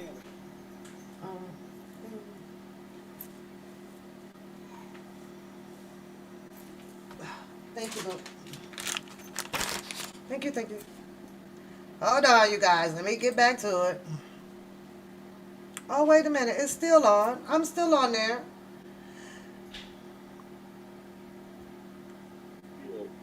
make them feel inferior to something that people like you and me could force be exercised. Right. So, I mean, there's nothing that you're title that lawyer or attorney, it makes no less sense to you than it does to them. You got me all on the same playing field. And if you decide to investigate something, that's no different from them investigating. I mean, and and whatever you come out of that with is based on your common sense of how things should go. So you're doing what you're doing is a just service to Rob because you're taking your time. You're not being paid to do what you do, and you're diving into did not come out presenting evidence and information this away to about how Michael the attorneys that have chose to adjudicate his case. Had to talk over here with this, and what as far as his current legal team, Rob's word in that they need to stop that. He didn't do this shit here. Bookham conversation after this, when I specifically asked him, he was going to do, are you pleased in any capacity with your write this letter up, and it was like, what can I do about it? Well, I don't see it. I don't see what you guys see, and I'm trying to find it. The answer, what can I do about it, means, Rob. See, people have to start realize just because he's a genius in one area, that doesn't make him great in a lot of areas. It's like me, I can sit down behind a computer and make magic happen, but you put me behind a piano and ain't nothing the hell I can do. I mean, so we always assume that because he was such this great musician and powerful, phenomenon in the world, that simple things like understanding the legal process and that he could actually fire his attorneys. He's so scared right now. He doesn't know that that's within his power and his realm to do.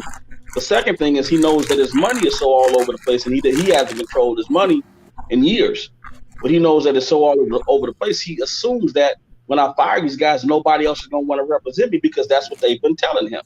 When in fact, he would probably get much better representation if he fired those guys because there's attorneys all over the world that look at this case and they see again. I'm going to try to hit the right button. Did you hear what he said? That there was other people that was telling Kelly certain things. Okay? He didn't say it was him. He said that there were other people. Who were the other people that was in Mr. Kelly's head, making him or helping him decide certain decisions to make that allegedly harmed him more than hurt him? He wasn't there. He hadn't gotten back yet. He wasn't there when the $900 and something million it came up missing. He wasn't there. He told him, I came back. I heard the song. Oh my God, so-and-so, so-and-so. Let me go see what's happening with this brother. And when he talks about this indie bill, and I ain't trying to put his business out there and nobody else's or take this anywhere else but over here to the One Papoose channel. To me, it sounds like, especially after I dropped My Brother's Keeper, right? He got a place, big ass business, that is got probably up to 100 people coming in and out of there or logged on to his link or whatever that he is helping to build themselves something up for in their lives to be something, right? And I'm sure that there's an executive, there's a secretary and everything over else in that damn building. But in my opinion, I think that it was talked about a lot because you know what? Since the Me Too they shut him down. They skinned Mr. Robert Sylvester Kelly. They skinned him alive. But you know what? We got to get some money. We can do whatever we can do or whatever through my business. And they would have probably never even known. But no, Bookham didn't like him. Steaming from that whole goddamn meet and greet down there in that goddamn gym room down there with that goddamn girl down there.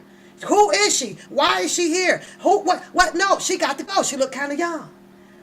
That boy got heated up about that shit. That boy got heated up because you know what? Here comes another goddamn black man out of nowhere who Bookham wasn't really probably aware of. Right? Didn't know about this one. He probably knew about the Wills and the Keiths and the Ben and the Bobs and the Demetrius and all them goddamn people. He didn't know too much about this one. Oh, hell no. You finna block cock block on me. God damn it, I'm trying to be that nigga for Kelly. I'm trying to be. Now I got to deal with this fool. You know what I'm saying?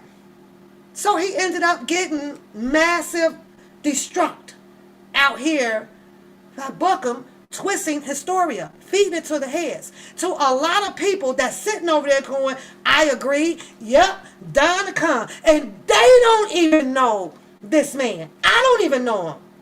So I can't sit here and say he's Don the Con. I can't sit here and say he's a Don the Con because he showed this paperwork or he showed this or he showed that and he showed this. One reason why I can't, because I wasn't there to know if he spoke to R. Kelly or not. And neither was 100 other one of these motherfuckers out here. Period. But people jump on the ship and be like, yep, why? And I was like, well, if you feel that way, and if you're for R. Kelly, go take that authority figure and get your citizen's arrest badge and go be the fucking hero for Mr. Kelly and go and get him. Go and get the shit. So you can be on the news and get on the front page of Esquire and all that shit. You did it. But nobody's done that. Everybody's root. Let's move on.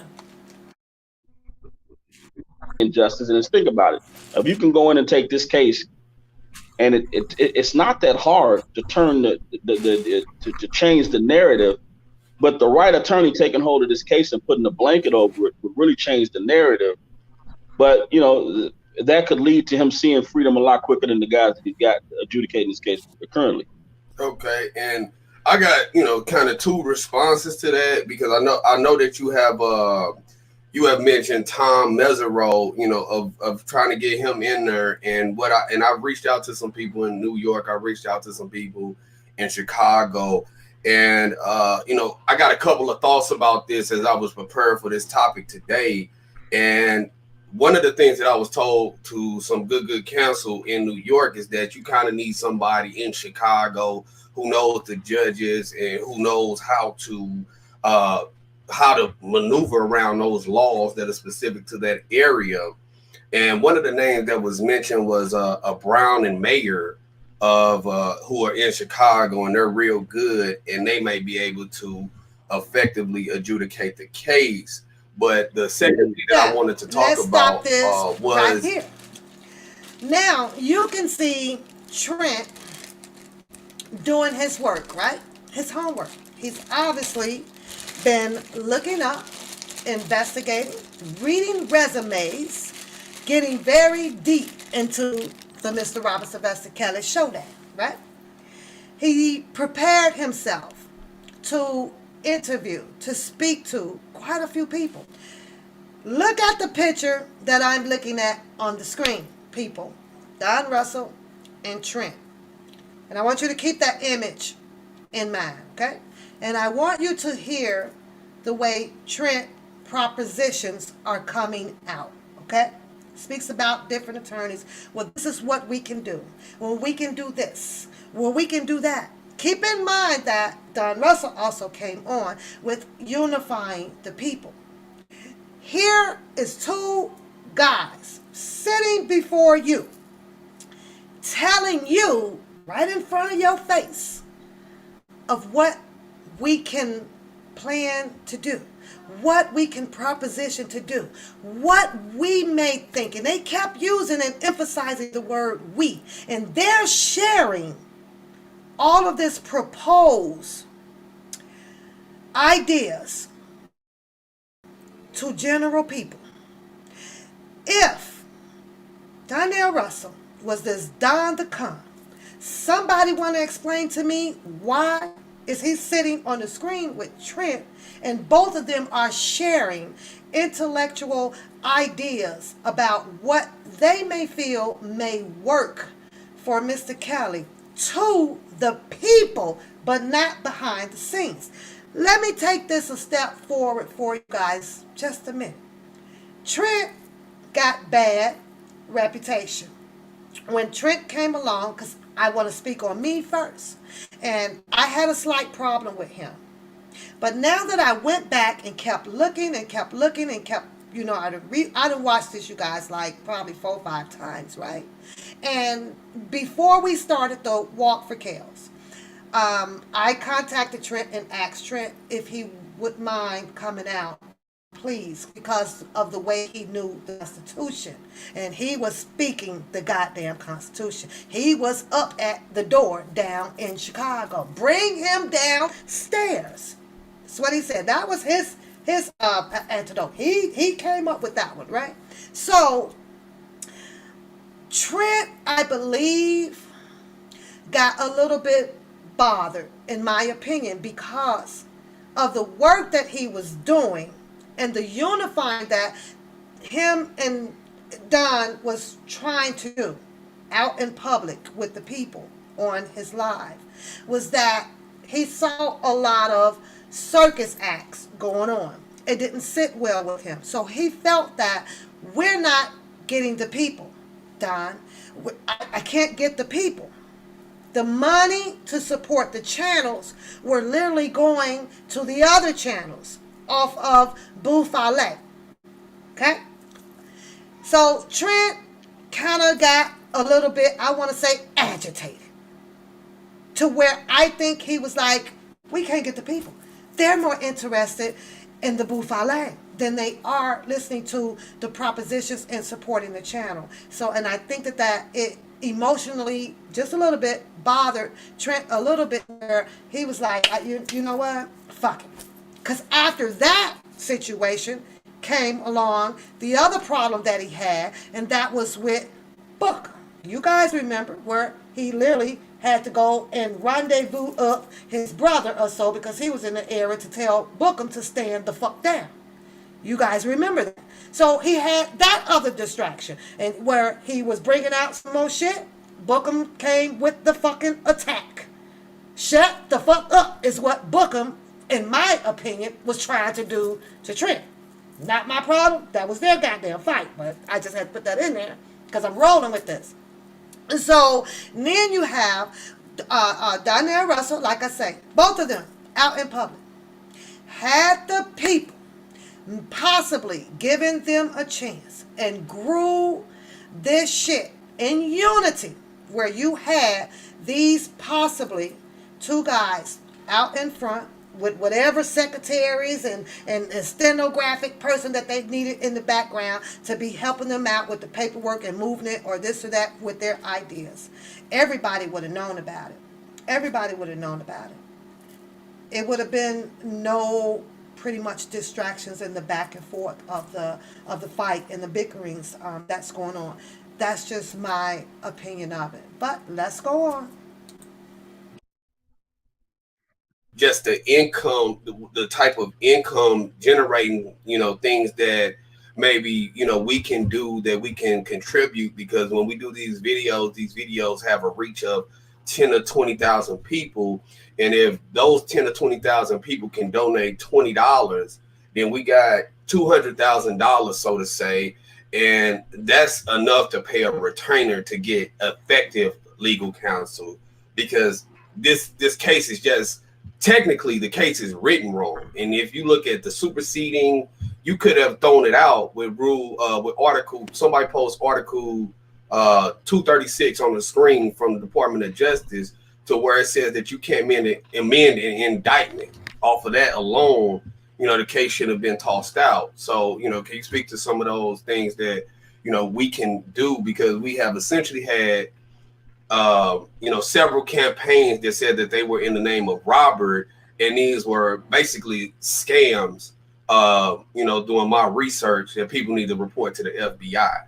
So, what can we do starting today? Like, once this live is over, what can we do today as far as, something for Robert to get effective legal counsel? So well, one, you mentioned Brown and Maynard earlier, and that's I believe that's the law firm that represented him earlier on. And it was a father and son team, and they actually were part of the ecosystem built to steal money from him. If I'm not mistaken, I think that's the same law firm. It was Susan Logan on one side of the fence. It was Brown and Mayer that represented Rob Gerald McDavid and Joan and Linda, and they all profited off of that. And I think Ron and Maynard was that firm. I don't have my notes in front of me, but I believe that Okay, they were. I had to stop it there But because you now hear Don Russell putting some names out there, right? And you're going to hear more names, right? And if people really think about it, you got to think back, right? What's the actual date of his indictment, right? Think of the actual date of his indictment. And the indictment actually came down on him pretty much a little bit after, I believe, Nick at Night. Because he was on there, he wasn't indicted yet, none of this stuff had happened, and he had already been dropping the names out there, right? A lot of people, the government did this to Rock. The government set Mr. Kelly up. The government, they fought dirty. They fought dirty. They fought dirty. Well, I'm going to drop this dime on you guys because now everybody is aware now that the government has merged Donnell Russell, Michael, and what's the other guy name? The three guys have merged them into the indictment with Mr. Robert Sylvester Kelly as part of the enterprise, as part of the Three Musketeers who was out there doing something based on Mr. Robert Sylvester Kelly leadership. Think about it, people. Think about it. You want to drop some names? This is just my opinion. You want to drop some names, huh? Well, okay. We gonna sit here and add this and tack this on in too with Mr. Robert Sylvester Kelly. Not only did the government help do it, Bookham helped do it. And a lot of the subs. Don the car. Don helped did this. Don threatened the people. Don did this.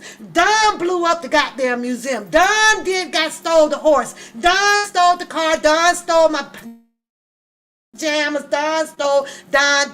Give it back. Give it back. Give it back. It wasn't just the government that helped merge these three guys with connections to Mr. Robert Sylvester Kelly. Yeah, it was your people that you ride and you hang with too, and your cheerleader for. Yeah, the government probably didn't like that he was dropping Susan Logan. They probably didn't like that shit. Oh, okay, we got something for you. Instead of trying these three guys individual, we got something for you. Oh, yeah.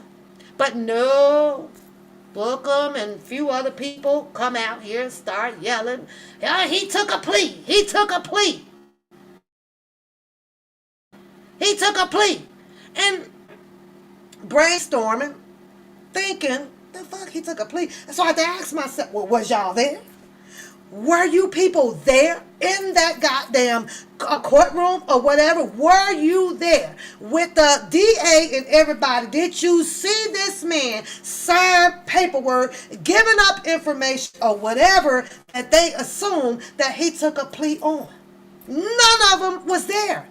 How can you ride with someone that is not there, that's giving you information? Wouldn't you want to know, okay, well, who you talk to? Can you show what? You know, they can't do that. Because they're not going to be there. The DA ain't finna let no goddamn social media ass fucking blogger or innocent person or nosy ass person come in. No. No.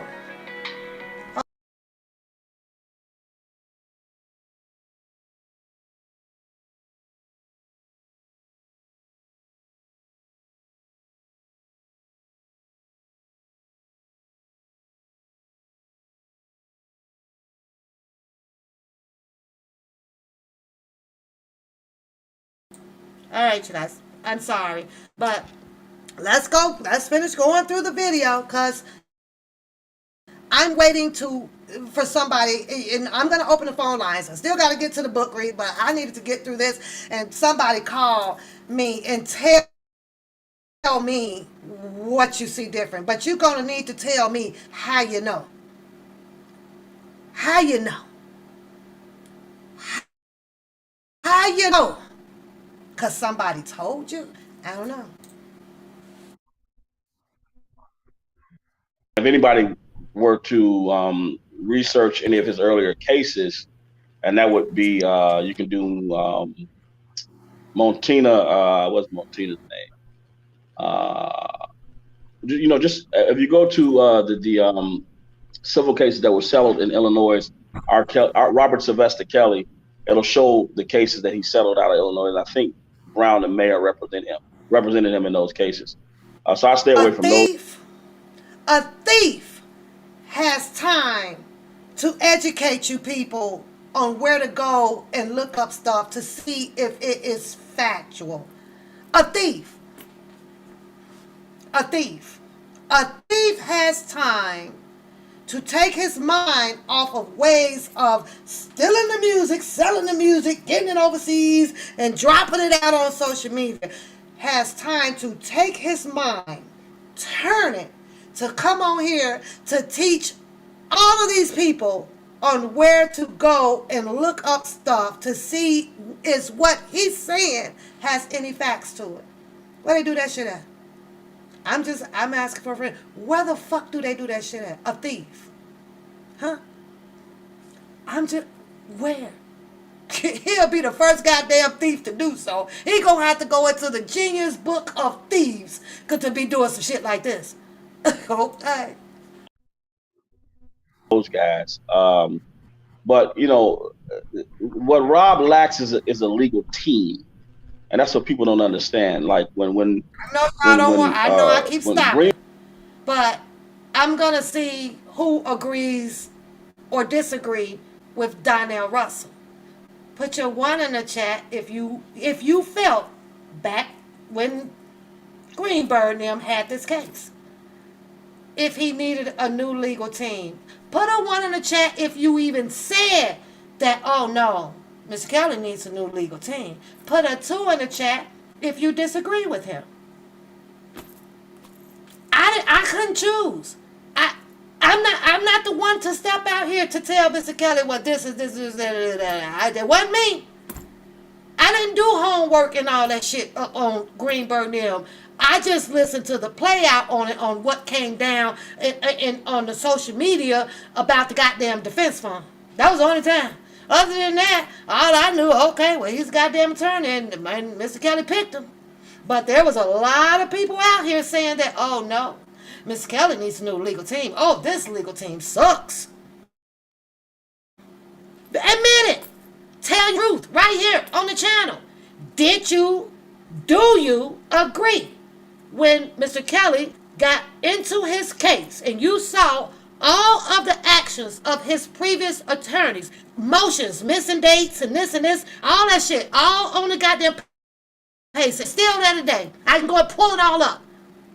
But you said that he needed a new legal team. But when Don Russell says it,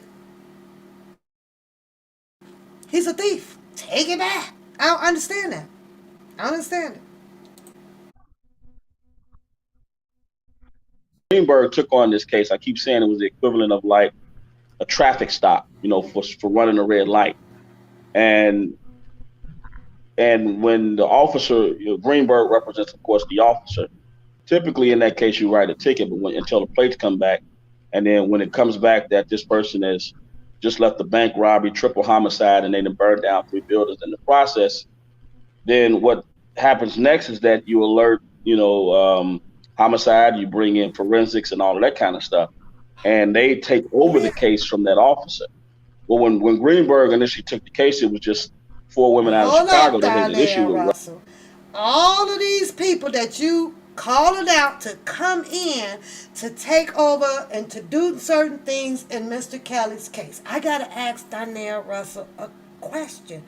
Donnell, do you believe that if all these people came in and he had this whole new legal team, that they would have found out what you are alleged doing out here by all of these people? Now, why would you go and put that type of information out here? You know those people are nosy people, and they could have dug into you and found out that you were stealing and you were hiding this, and you booked and gave the brother a place to stay, and you paged your credit card up to fill the gas up in the thing to take him over to so-and-so, so-and-so, so-and-so. You know they would have found all that shit out, right? while you sitting on here imposing that Mr. Kelly could have, these certain other big people come aboard on his damn team. You do know that, right? That might not look good for you, because they run with the culture, but he dropping them goddamn dimes. He dropping them damn gems out here telling people, hey, maybe he need this person, this person, this person, this person, this person. Yeah, but that's just my opinion. Rob, and that was the equivalent of a speeding ticket, because he had beat it, based on these women being a part of the previous case in 2008.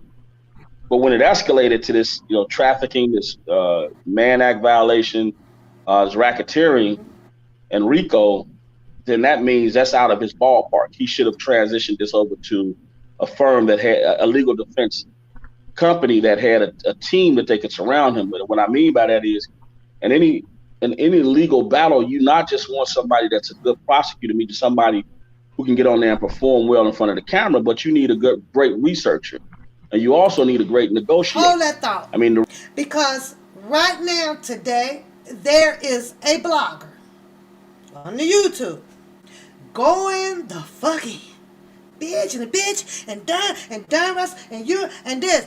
But everything that Donnell Russell is saying, if not damn near close to a quote and unquote, has came out of that freaking blogger's freaking mouth. Now, how is that possible? How are both of them are thinking the same thing, but now one of them is a thief?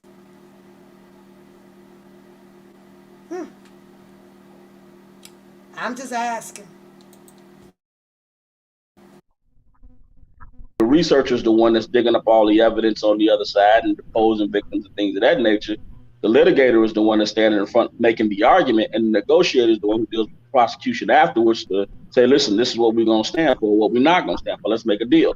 So you need those three things on a team, legal defense team, and that's not what Rob has. He's got some gunslinging showmen who want to be in front of the camera, and if I'm mistaken, neither one of them have efficiency rating that's better than my son swinging at the bat for the first time at 3 years old.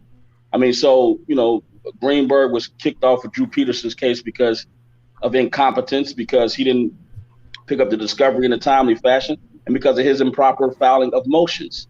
And that's exactly the same pattern that he's exercising with R. Kelly.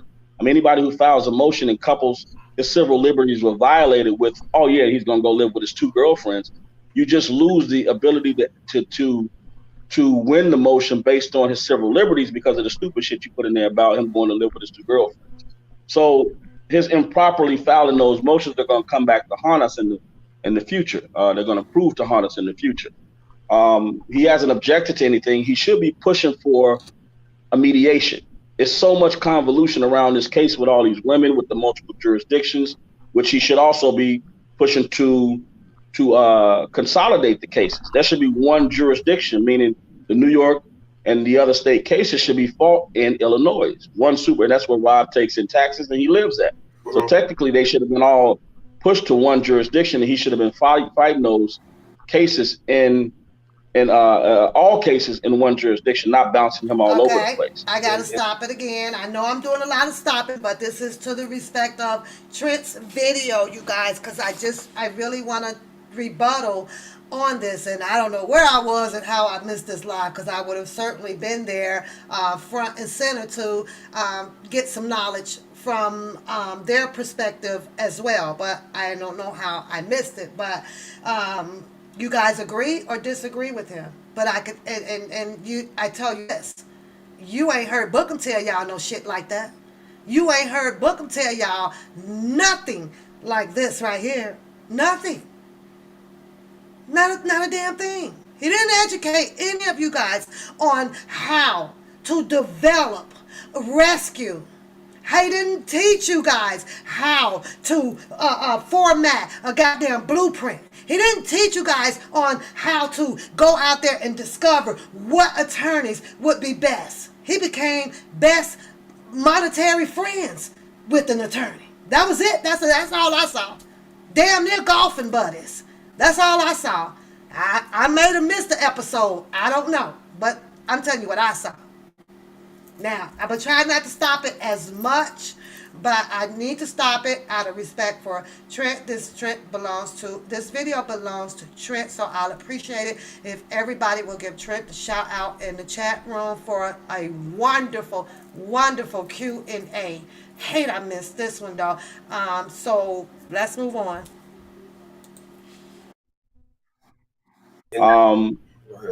In multiple jurisdictions. So essentially, him having a legal representative that is more important with getting in front of the camera talking about his new office that he's moving in, and that's not a good thing that a lawyer is moving into a new office in the middle of a trial like this. I mean, because that means he wasn't comfortable where he was for some reason, or he felt he needed to grow. Either one of those is not good for Rob. We need somebody that's kind of solid and stable where they are, and they have everything in place to adjudicate this case. You also spoke about what is it that you guys, what can you do? Right. Right now, as far as contributions, don't send anything to anybody. I haven't seen, and neither have we, have to hold people accountable for the money that we spent. Yeah. And if anybody's pleased, which I don't think anybody, and I'm telling you, Rob's not, is pleased with what they're receiving in exchange for what the other side is pushing out there, when it's directly, based on his adjudication, then send money. Yeah. But if no, in the chat said that Trent is an op. What do I have to say about that? Well, he's a show damn good op and speaking on Mr. Robert Sylvester Kelly. He was a show damn good ass op. He was a way op better than Drunken Larry. Drunken Larry came straight force with the goddamn cross to crucify Mr. Robert Sylvester Kelly. If Trent is an op, he did a way better job fooling everybody out here, is all I'm going to have to say. If he chose to be an op, I guess I would have to say, after looking at this whole picture, maybe you can understand why, because the support did not fall through over here monetary. He was not receiving what he felt that he should receive for his work. And yes, anybody would probably get mad about that. Wait a minute, I can't even get $20 over here, and it was 50s, 100s, and everything bouncing off across the street. Yes, it was, because I watched the shit there. So he felt underappreciated. Threw up his hands, said fuck it. Basically, said fuck it. Okay, well, you know what? Since they pissed me off, I'm going to do some shit to piss them off. And what did he do after he did what he did to piss everybody off? By coming out and saying what he said about Mr. Kelly in the papers that he started to read, right? And I'm going to put it out there, and I'm going to keep the shit real. Trent probably had already knew, after I do this shit, I'm gone any motherfucking way. He didn't even give a fuck no more. He didn't give a fuck what came out his mouth. He felt underappreciated. They pissed me off. The KO side pissed me off. That's what I see. That's what I conjure up. That's just my opinion. It may not be his way of doing it. It was my opinion on what I saw. So yes, people threw stones. People said, fuck Trent. We ain't donating. We ain't doing this. Trent said, shit, fuck that. I'm doing all this goddamn workout. I'm doing this. I'm doing so-and-so. I can't get fucking support over here. Guess what? Fuck it. I'm finna turn this shit around. I'm finna say this. I'm finna drop this. I'm finna say this. I'm finna say this is what I think now, and then I'm gonna bounce. It's gone. It's gone. Everybody got a plan. You gotta keep that in mind. Some will start off crooked and fucked up and end up good. Some gonna start off good and end up fucked up. Then you have those that sit fucking neutral, like Pat. Sit neutral in the storytelling. But I'm always rock R. Kelly. I'm always free R. Kelly. I'm always on that side. And I'm not pleased. I mean, I don't see anything that makes any fucking sense. We haven't gotten any charges dismissed. I mean, it's still the same amount of charges that existed in the beginning. They talking about this research. Okay, well then do a press conference and state that, we're starting to bring in with anything. I've talked to too many people that are character witnesses against Rob that that have known him and even close family members, and they haven't even been contacted by his defense team. I mean, I think the last time the judge, which was about a month ago, they had just recently picked up the discovery. I mean, so let's stop ignoring these white boys looking decent in suits and can talk that language and hold these mugs accountable for what they're not doing.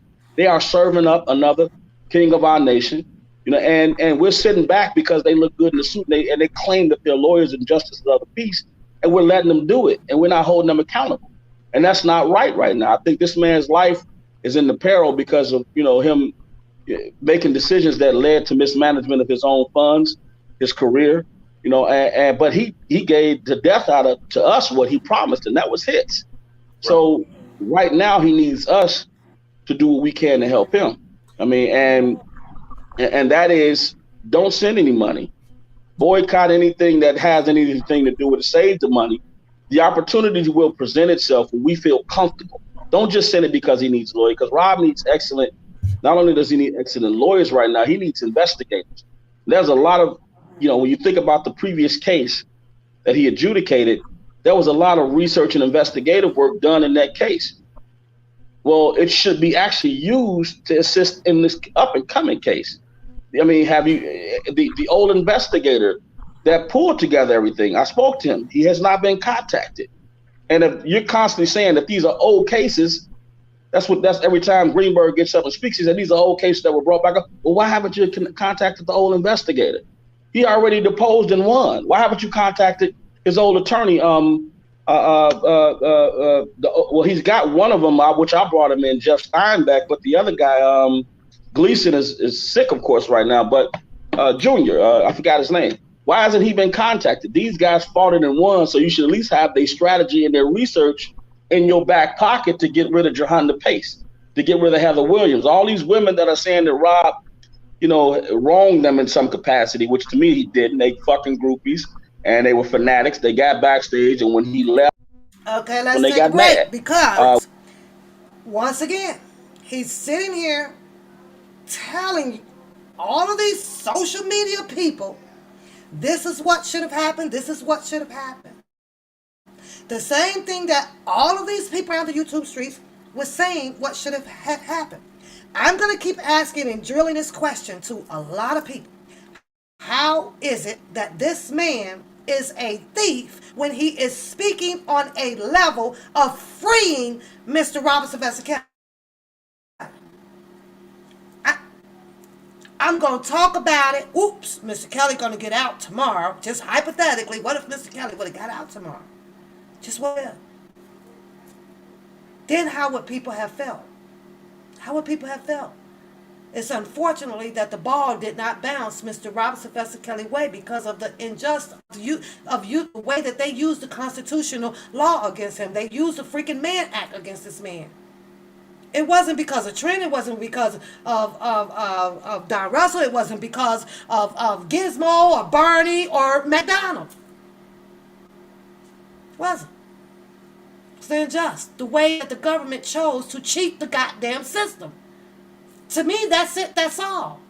And merge as much damage control that they can possibly find to make it impossible for R. Kelly's defense to fight. They were ruled to from a judge that said that you can't do this, you can't do that, we won't accept this, you can't put that, no, that motion is denied, no, we won't hear this, you can't talk about this, you can't do that. That's what got Mr. Robert Sylvester Kelly, in my opinion. It wasn't men. Your government merged 3 men into this case. All because what? They saw Donnell Russell coming out, a hand on the shoulder of Mr. Robert Sylvester Kelly from Chicago. Oh, because that one lady, they did the interview and he stood up there and he had his Cubs hat on, or was the Bears, and he talked as if he was the manager or his publicist or his PI. So they used that. Oh, well, you do know him. Oh, you do know him. Oh, yeah, you know him. It was easy to merge them. Anybody that had any kind of contact. But when you look at the bigger picture of it and you don't see the other guys out here talking, who a lot of you people talk about, the Wills and the Keiths and all of those people, right? They didn't merge them into anything because they wasn't out here telling what could possibly be of truth to help Mr. Robinson Vesicali. They stayed secluded. So no, you couldn't blame them for doing anything to Mr. Robinson Vesicali at no level, no, none. But it was easy to do them because yes, they went upon themselves to go do whatever it is in their mind that told them to go do it. Was it right? No, it wasn't. Was it to be done to take Mr. Robinson Vesicali down some more in a freaking enterprise case? I don't think so.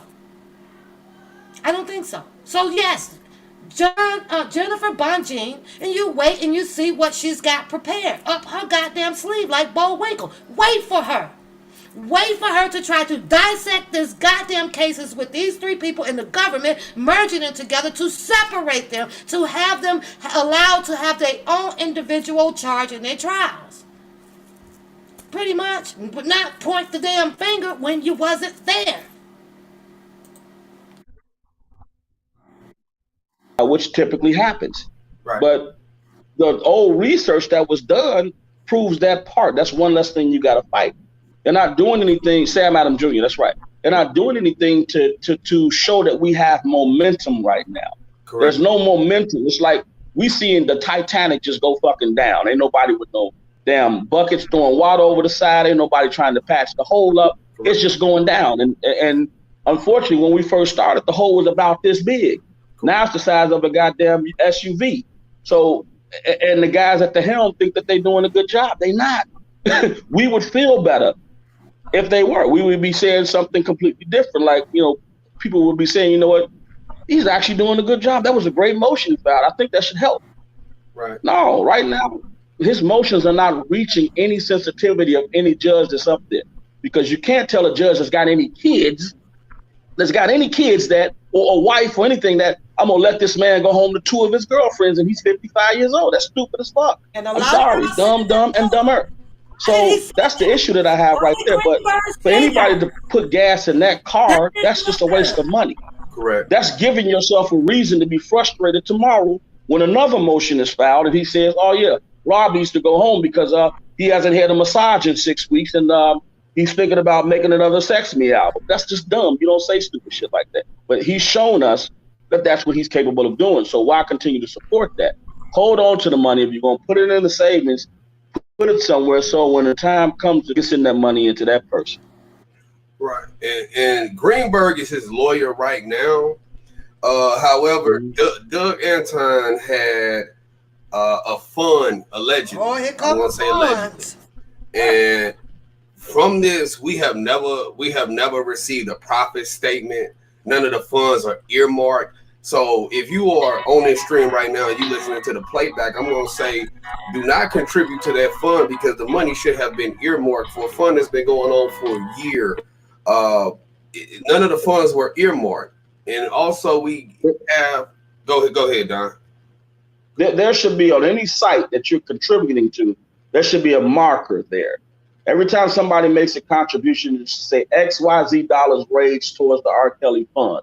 And you should also get a receipt that is a charitable contribution, which means you can file it against your taxes. If you don't see that marker and you haven't received the receipt, chances are some bullshit. That means there's money going someplace that they don't want to have any record of where it came from. So when they take it, you ain't filing it and they ain't filing it. These are things that anybody that should know send the money in. If you're not getting that receipt that you paid that money in, that you can file against your taxes as a charitable donation, and there's no marker to say 600,000, 500,000. We don't know how much fucking money they raised on that campaign. I mean, all you thinking is your $20 or your $300 been sent in, but he could have raised $5 million fucking dollars right now. Who knows what the number is? He ain't giving us no accounting of what it is. Tell him, you know what? If he raised it on GoFundMe, tell him to turn that page around and let us see what exactly was raised. Right. It don't make sense why people contribute and don't know how much money they pulled together to raise for this man's defense, and that's foolish as hell to me. And also, there was a problem with that fund with the email addresses being changed, and so send me that link for the FBI, because we need to do an investigation into the person. Her name is something Smith. I'm going to put it on the screen right here. I received it. Jocelyn Manicia Smith. So Jocelyn Manicia, and as far as it's concerned right now, his counsel is ineffective, but this is his counsel that we have. And so what we have done, my people, we have done the investigating from a street standpoint. You know, I got over 300 of emails with proof of, you know, of things that we have gotten. And what I want people to do is, if you have the information, email it to me. I'm going to print it off and I'm going to send it over to Greenberg. This is public information. I'm going to send it over to him certified. That way we have receipt that he has it. So in case the worst thing in the world happens, that he gets a conviction, then we do have receipt that it was ineffective counsel, because we're going to catalog it and send it to the judge too. Okay. Well, one of the things that I heard is that as a private citizen, you can't, you know, send information or something like that to the judge. What you can do is, like anybody, don't send one straight document. Anybody sending in can tell about their experience with certain things. So you can say, as a fan of R. Kelly, I know Jahan the Pace or whoever, you know, and I know her to be a person that is manipulated. Doing this, or I was in an event. I gotta stop it you there. can send them your personal experience. Because they have suggestions of ways of sending in your thoughts or whatever to the judge, right? And certain names came out. Certain names, and one of them was Joanna Pace and a few others, right? Think about this, people. What happened after this? Across the street over there, the disgruntled came out and start saying that would be intimidating. You know, oh, you're really trying to set Robert up. You can't send that stuff in, or this is going to harm him, or this is going to harm him. We'll let him have that, right? But he never came back to or tell you guys any ways of what he thought would help Mr. Kelly. He was only pointing out, in my opinion, what would hurt Mr. Kelly. That's an intentionally downplay kind of move. You know what I mean? Oh, and you're gonna do this. If a person is going to come out to discredit and blame you for doing things, then you show the people a better way. Never did it. His better way was to don't do nothing. They're going to charge Robert with that. That's all you kept hearing. But he never, ever, in my opinion, I've never seen it, came back to educate the people on his suggestions. Well, what do you think? What attorneys do you think was good? Well, what type of letters should you think that the people should write? Well, who names should they not mention? And why? You know, just none of that. And what did the prosecution kept doing? Kept adding more stuff. And the goddamn indictments kept adding more stuff. Every time, I feel like every time, in my opinion, good people would try to talk and find ways to unify and for people to do specific researching and things to see if certain things would work for Mr. Kelly. Somebody else, they just didn't like it. They didn't like it. Wasn't my idea. I'm finna destroy this shit. I'm finna self-destruct this shit. So, I don't know. Just my opinion. Now, if you have some evidence, of course, that should be turned over to Greenberg. But that is a good idea. Send it so that you do know. But also keep a copy of it, because something good. If you have evidence, even though him and Greenberg wasn't seen eye to eye, they couldn't work together. Even though he said Mr. Kelly asked him to try to work with him. He had his doubts, his reasons of why he chose, I can't.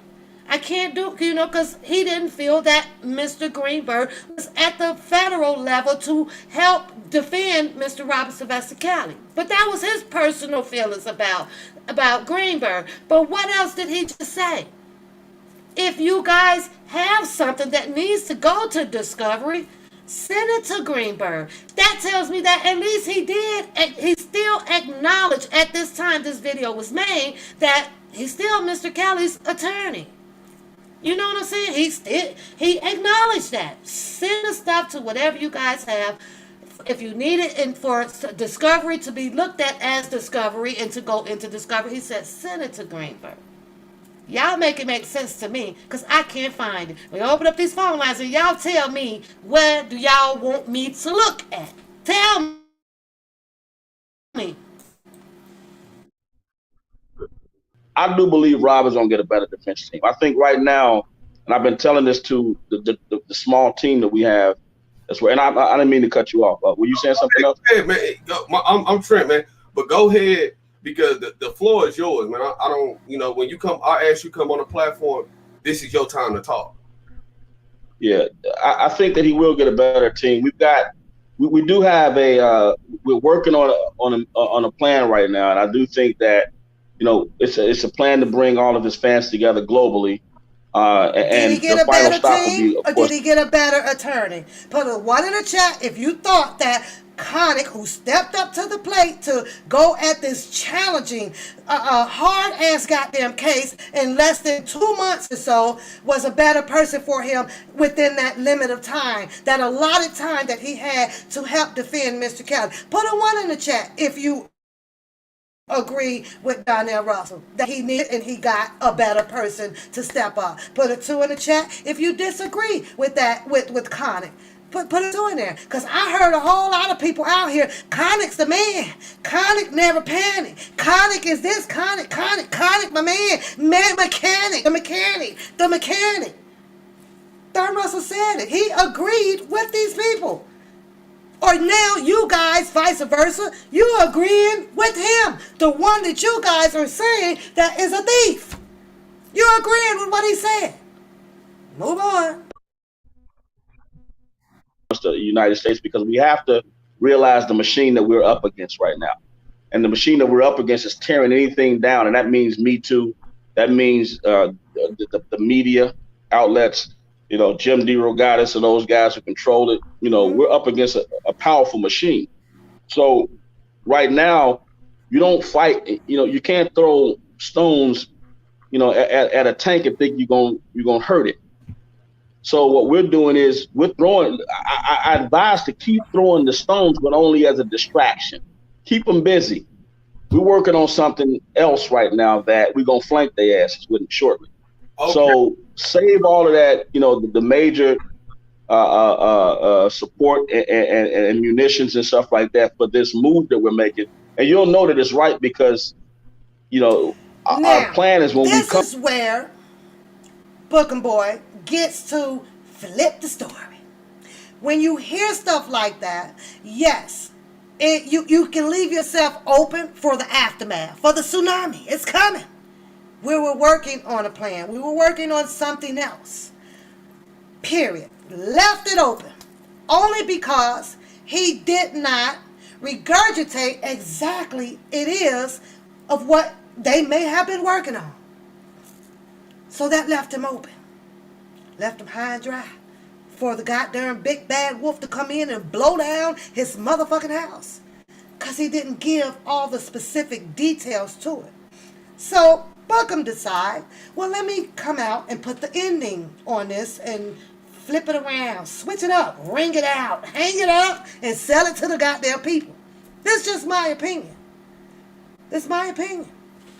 That other job that he claims that he was doing, and the other, the lady and everything, was the stealing of the music. The taking the plea bargain against Mr. Robert Sylvester Kelly. See, so in conjunction, you can take what Mr. Donnell Russell said by leaving that open and put any fucking ending of a story or a beginning to it. He left it open from the front and the back. With that being said, he needed to lock that in. to keep the goddamn wolves and the snakes and from coming in and blowing and the fucking piggy pigs from coming in and blowing down his shit. He left himself open on that. He did. So you can take that little statement of what he said and you can put in your goddamn brain whatever way you want it to do. But because over there, he spoke so loudly on it, right? And then after that, the paperwork came out with Don Russell making the phone call or whatever the fuck that shit was in this goddamn indictment to that goddamn Lifetime shit. So yes, it will help paint the picture of how Bookham puts the goddamn picture out here. He left himself open right there. But the truth be told, you and I and everybody else would not know exactly what it is that he was talking about unless you pick up the fucking phone and ask him. Insinuation will definitely fucking sell. Speculation will fucking sell out here if it has a ringtone to it. And you go back and you listen to what he said, yes, you would assume that shit. You're going to believe the next man now. But how could you believe the next man who followed up off of his story when you didn't hear those words come from his mouth? You only heard that little bit of words. We're working on something else behind the scenes. But now he is Don the Con. Left the sentence open. And that kind of sucks. Because that's how the snake slithered in. And put a beginning and an end on his picture, on his thoughts, on his words, and came out with this whole fucking insinuation. Yeah. You've got foreign countries and diplomats and people from around the world saying, listen, we want justice and we ain't gonna stand for nothing but, and it's a gazillion strong, then it's hard to ignore that. And that's what the plan is, because we see right now in this country, they have an agenda. And I don't care how many of us show up, they have an agenda. And they're going to keep pushing their agenda and ignoring our pleas and our calls and our beckonings and everything that we're doing because they have an agenda. You know what I mean? And their agenda, as part of their agenda, is to bring down, Robert Sylvester Kelly as a man and kill his brand, R. Kelly. So it's okay. Keep it going. It's coming. This COVID-19, when things like this happen, and there's a lot of bureaucracy and bullshit that's surrounding this epidemic. Right. Everybody's all over the place with trying to understand where it came from and any of that kind of stuff. But there are those of us who takes this kind of time and we use it to get ahead. So this is a pause. Think about it. In every instance, you got to look at the ones who have the good cards. I want to give you guys something to think about. And this is just my thought, It's just my thought on how I sit on the outside to look in on people, okay? As I sat here and I listened to Donnell Russell and Trent congregate on the Mr. Robert Sylvester Kelly situation, right? And I listened to Donnell Russell follow-ups. I listened to his examples of what he is stating on, okay? Notice how he doesn't have too many fucked up antidotes behind it. He doesn't veer off to tell you a story about how the fucking cow jumped over the fucking moon. You feel me? He doesn't do that.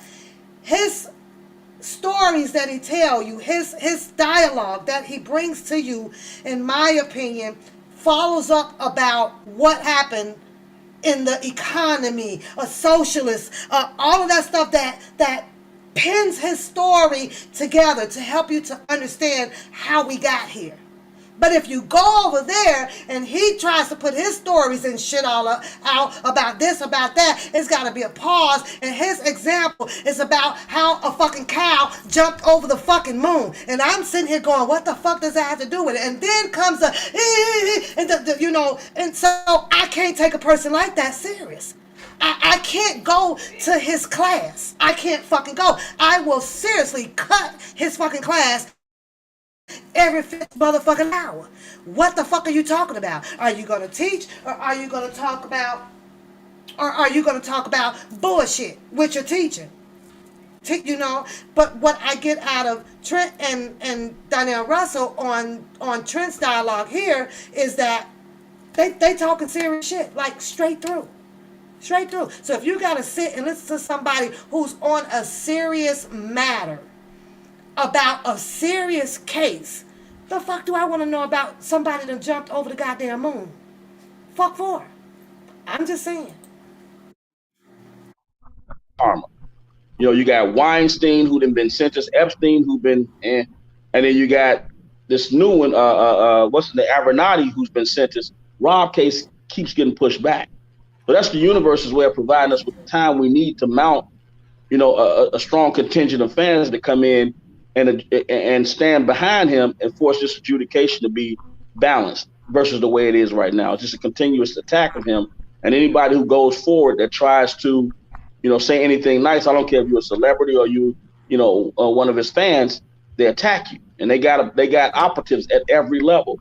Down at the bottom, they got the Dana Jays, and up at the top, they got the Jim DeRoe goddesses. I mean, so we have to really be strategic in how we come back against this munition who's actually come up to take him out. Mm-hmm.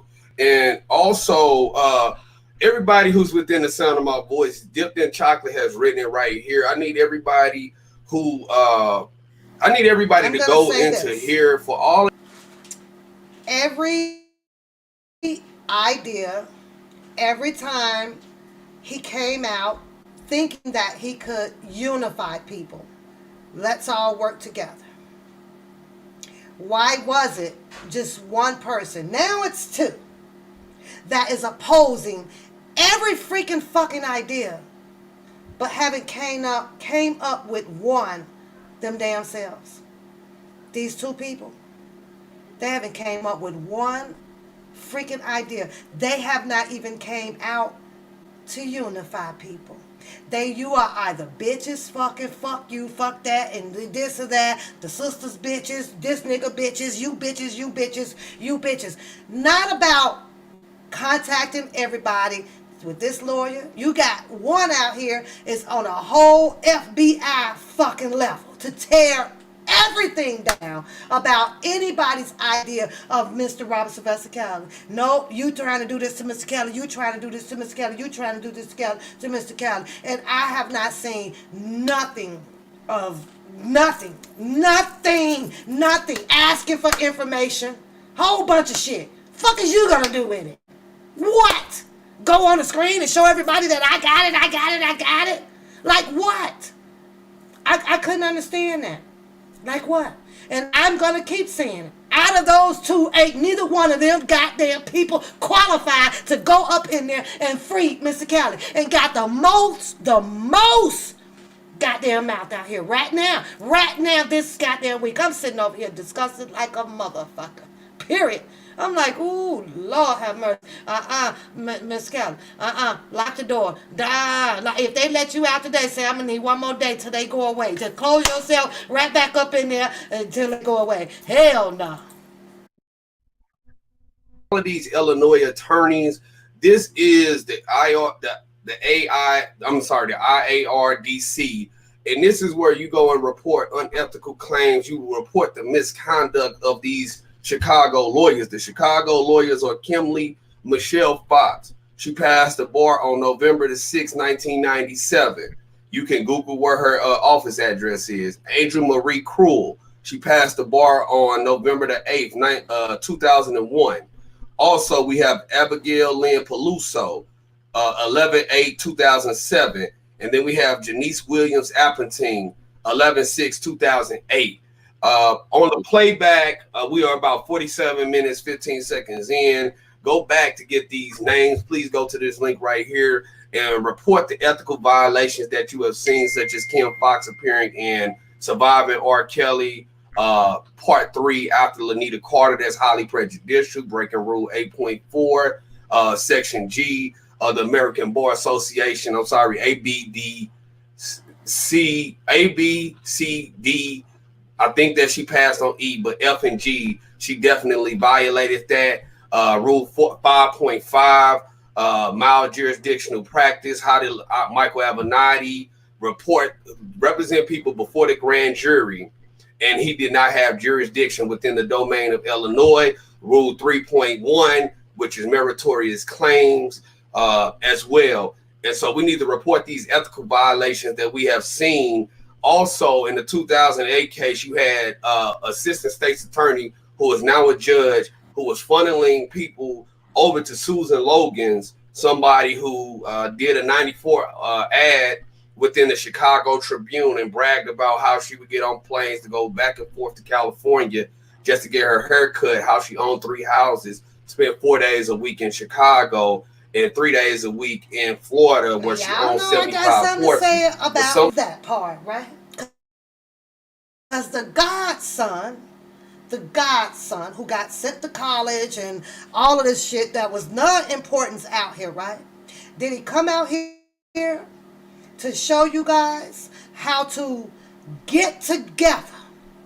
Because we got Michael Avenatti coming, Kim Fox coming, Angelo coming, you had Drunken Larry coming, you had all Lenita Carter, Jerron DePay, you had all these people coming.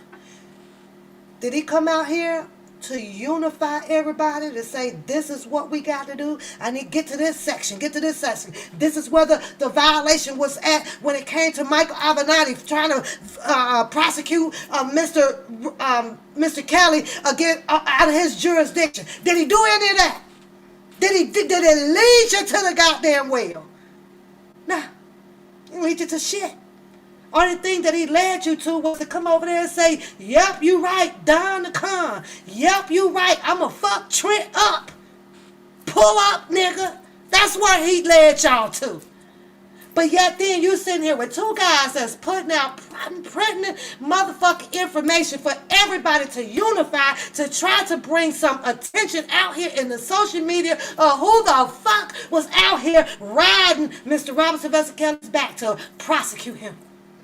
Yeah, all that slipped by because everybody was interested in, oh, you the man, like, share, subscribe over there because he gonna pull the fuck up and blow up your house and I'm the baddest bitch on the motherfucking YouTube street. I'm the king. And then he telling y'all he's the king. At first, you were for Mr. Robert Sylvester Kelly, who everybody knows out here is fucking king. King of R&B. King. But now, he done took that motherfucking name. He the king, which I question. Because I'm wondering about old Queen up there in the UK, and now he said he the king. Is they the I don't know. I'm just saying. She the queen.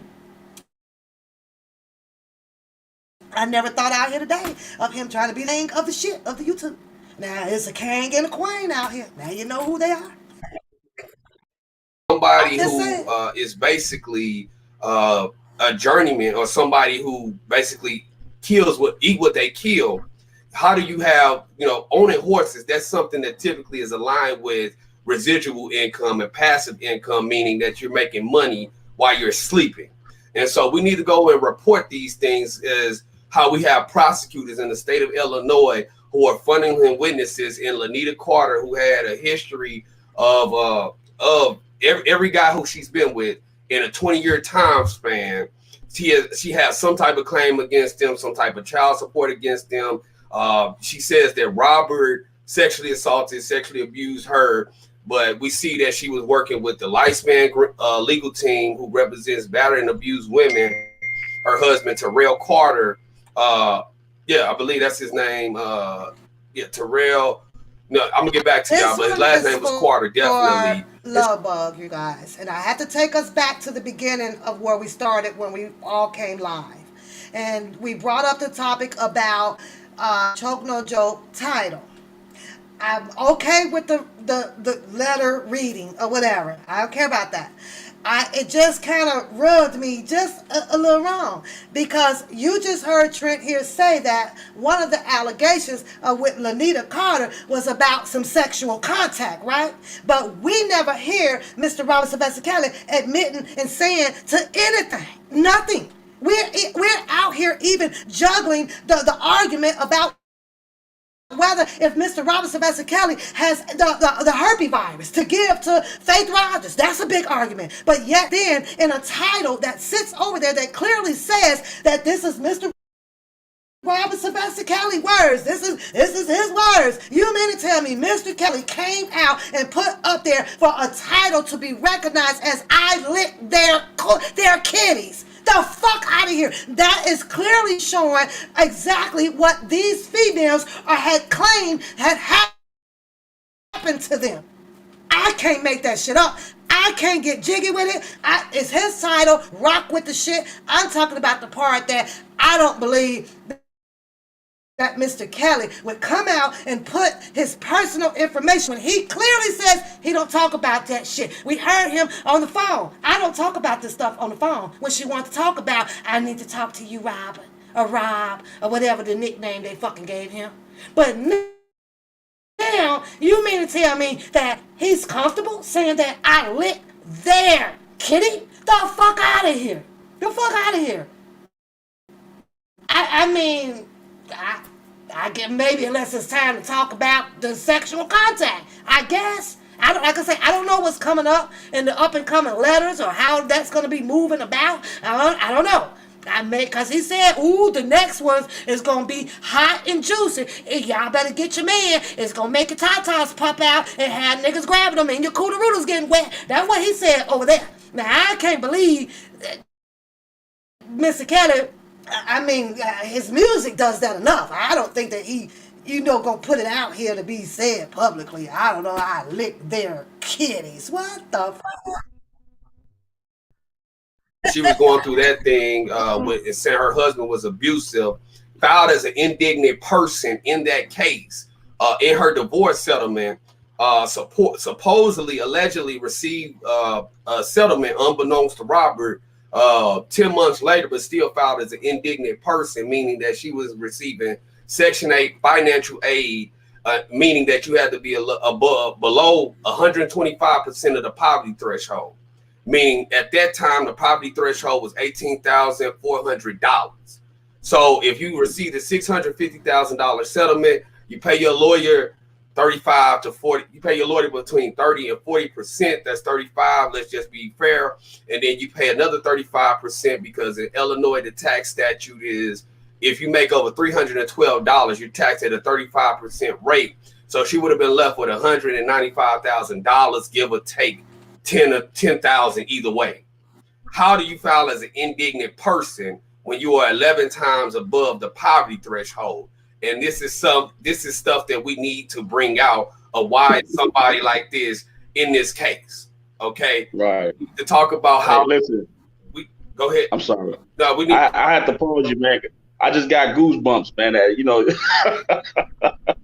Hey, listen, Rob would be so proud to know that somebody's taking this kind of energy and putting into, digging deep, man. I mean, you're not being paid to do this. You are the true. To follow through. So you can put the action out here. You can put your blueprint out here. But they needed, everybody needed to unify, to make some things happen. If there was 2,000 voices all at once, emotion probably would have got put in for that. Oh, hell to the now. Lanita Carter got to go. She done already lived the lifestyle of rich and famous. She got to go. We can't help because she done spent up all that damn money and trying to come back.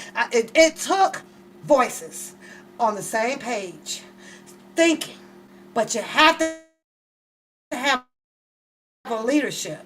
You have to have a leadership. I wouldn't have known this stuff that Trent is spewing out his freaking mouth. That's why when I listened to him and we came out with the Walk for Chaos, okay, what I don't know, you got to bring somebody else in to spit that shit. And he was up there, like I say, bring him downstairs. What did we do? Everybody started following behind him. Shit sounded good to the motherfucker, right? Sound good. Bring him downstairs. But not only that, I'm like, okay, this boy has a unique way of looking up, putting it together. He patented some shit. They got these ideas. They telling everybody where to look up this, look at that, look unified. Voices was all, I believe, in my opinion, is what they needed to stand behind them. Some things, like they say, they wasn't able to put out here in the universe. But when they speak on it, they left themselves open for the ops to come in and add a beginning and an end on what their game plan was, and they flipped it. And what did you see? The arguments came out about Trent. Fuck you, fuck you up, fuck you up, fuck you up, fuck you up, fuck you up. Don Russell, Don Con. When people do that, instead of sitting back and chilling, be humble, let's see what they shit gonna do. Let's see if they gonna fall on their face or not. They came with the attacks, with the fucking axe. We got to shut y'all the fuck up. We ain't getting Mr. Kelly. We not gonna allow y'all to come in and get Mr. Kelly the help that he freaking needed. We not going to allow y'all to unify. Nope. We don't do it. Chop their heads off. Yeah, chop their heads off. You're gonna wake up when that goddamn when he said, I put 100 people out here. There's 100 people out here. Yeah, that's what he said. True pinnacle of what a loyal fan and someone that that cares about and the injustices that are going on in this country. So I'm going to make sure I mention to him, man, that there's some people out there, man, that's better than lawyers. And he got a whole bunch of them on his team, starting with you, my brother. I really appreciate what you're doing. And I do believe that what you're doing will move some mountains when this whole thing is said and done, because that is stuff that any attorney should be consulting with you. Because you may have, I don't care about 99% of the stuff that you say. It may be stuff that they know, but the 1% that you're saying that should make the difference in this case is what they need to know. So opening the doors up to guys like you is something that I would be just like me right now if I was them on a group chat or YouTube live with somebody every week just to find out those things that are missing, because you guys are piecing this case together far more better than his attorneys are. So, man, listen, I applaud you for that. Well, I found several problems. Like I said, I got 40 documents, every motion. I'm going to go through every motion.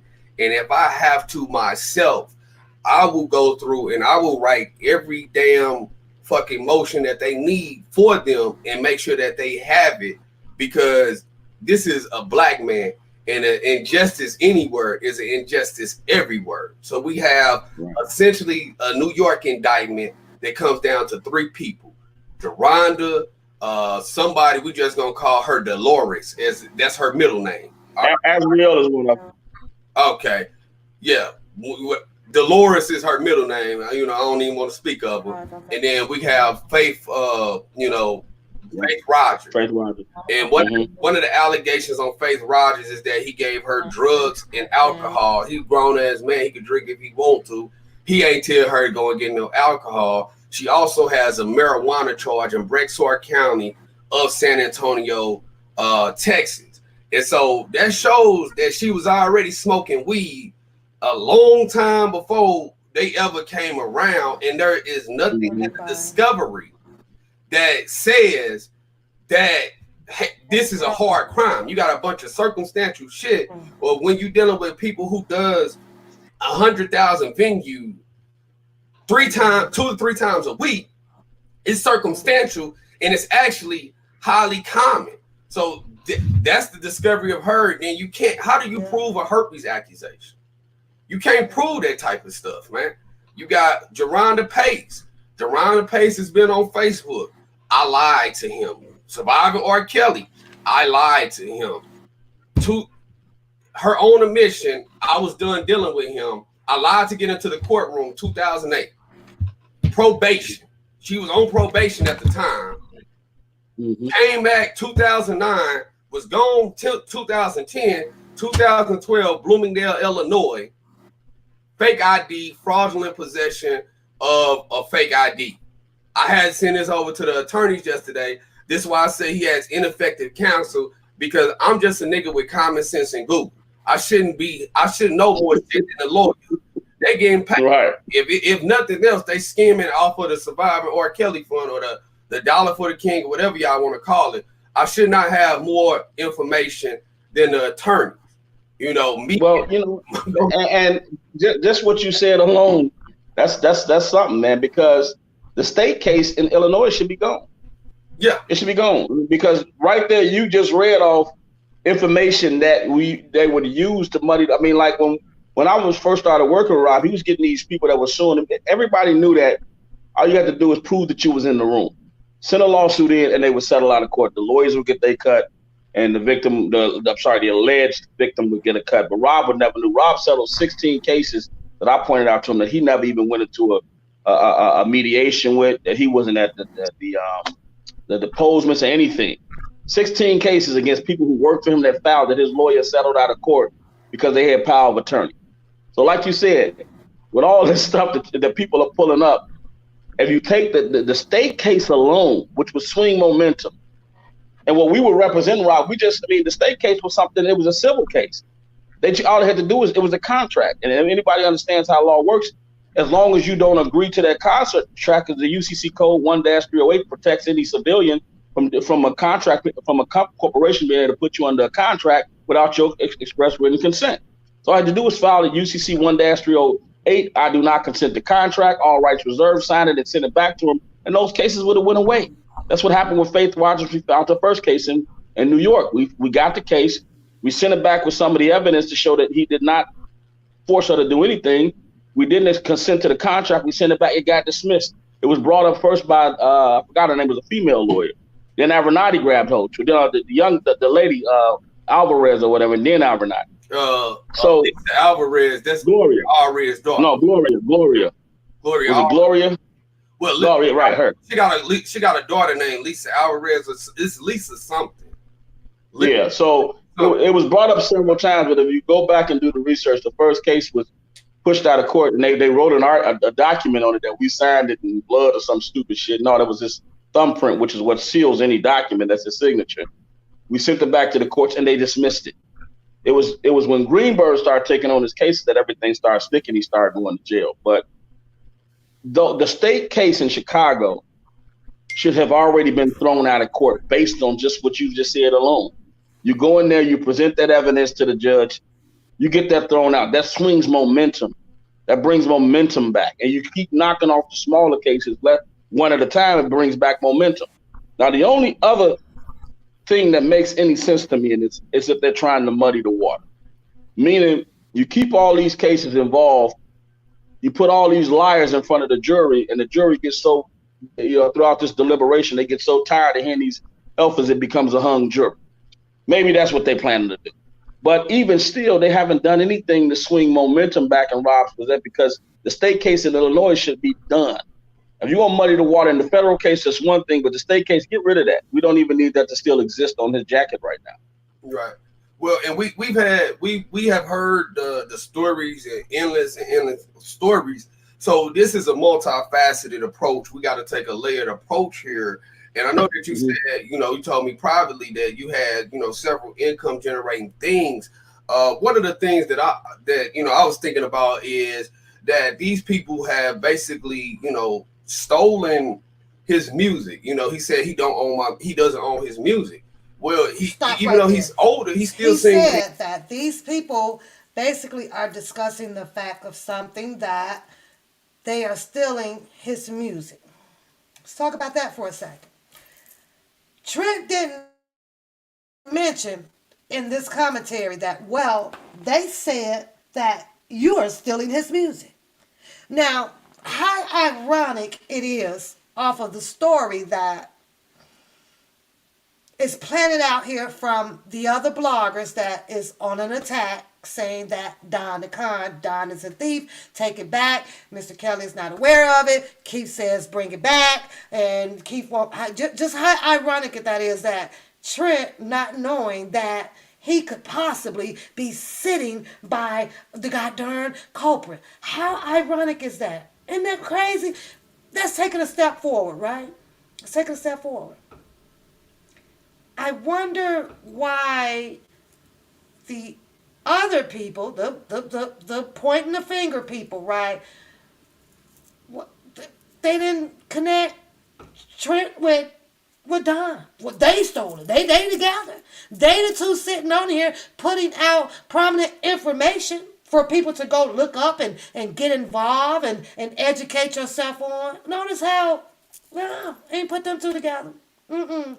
They waited until after the indictment and things, to say, well, nope, give it back, give it back, give it back, give it back. Because it wasn't until then, after that, Donnell Russell came out thinking that he can show people more information to believe in me. Believe me, you people. I'm not trying to hurt Mr. Kelly. Yes, what I did may look bad. He admitted that. He said that he felt really terrible about it. Nobody wants to hear that part of it, though. Nope. He also told the people if Mr. Kelly would get out tomorrow, his stuff would be right there. Nobody wants to hear that. Take it back. Give it back. Give it back. I'm just saying, I'm going to open the phone lines because I want somebody to tell me again where to go look. Because if you look up the actions of a thief, and we're talking about Mr. Robert Sylvester Kelly music and stuff that is supposed to be, I guess, somewhere stored where it's cooler at and it can be in great shape for whenever the time comes, right? But look up the symptoms. Look up the reactions of what and how a thief would be. Fidgety, nervous, overstepping his words. Overstepping his words. Trying to be so convincing about something else that's not like really relevant to what they're talking about, but he sticks to the topic. He doesn't swerve off like over there across the street. He swerves off his story left and right. He fidgety. He all of this. He do a whole bunch of shit. Go look him up. Go look up the signs. And we're talking about a thief that these people are calling, this man, this thief, right? You stealing, right? And can sit there and hold his composure with no sweat bugs, no blinking of the eye, no biting on the fucking nails, no fidgeting in his hair. Oh, okay, he ain't got no hair up there. But no, none of this. He ain't doing that. He just humbly calm. And when you look at a person that can do that and sitting over there with probably thousands and thousands of dollars worth of shit and knowing that the pressure is on him from people out in the social media, oh, he's going to show at least a few of those signs. He's going to show it. It's impossible. It's an instant reflex. It happens. If it didn't happen, then why do they have a name for it? Think about it, people. Why do they have a name for it? Why do they have it where you can look up and go see what are the reactions to a person that is stealing or lying or cheating? Look it up. Why did your scientists, why did your psychological teachers and stuff that come out here, philanthropists and things like that, come out here to put shit out for you guys to go and look up to be able to figure some shit out? I'm just asking. Go look it up. He doesn't show those signs to me. I'm waiting on him to do this, do this. He ain't doing nothing. Like, okay, you cannot possibly be a thief and be humble to this extent and have all of this shit that is worth like thousands, boy. It's like you getting the Powerball ticket for the 625 million. You gonna be doing something. Yeah, you gonna be doing something to send off a sign that, oh, what's wrong with you? And then you, girl, hit the Powerball. You know what I'm saying? It's kind of like that. It's that instant. It just happens. Happens with our body. And key, and vocally, he's better after the 2011 throat surgery than I believe he was in the early 90s. Why don't we take the first approach? The first step is getting him out. Step two, can he re-record all of his old music so now he owns his masters, put that under a new publishing company, resell those CDs, and we go out and we buy those CDs. That way we could get around these these campaigns, so to say, of where's the money going. If we could get him on bail and he could re-release maybe 12 play or something, and we could all go out and do that. Well, that's a strategy, but let me make sense of that. The reason that's not possible. It's not that he doesn't own his master. Rob has every last one of his masters in his warehouse. What he doesn't own is his publishing. Hold on. And his publishing means everything that he puts out. Did he just tell you people where Mr. Kelly's masters were? In his warehouse.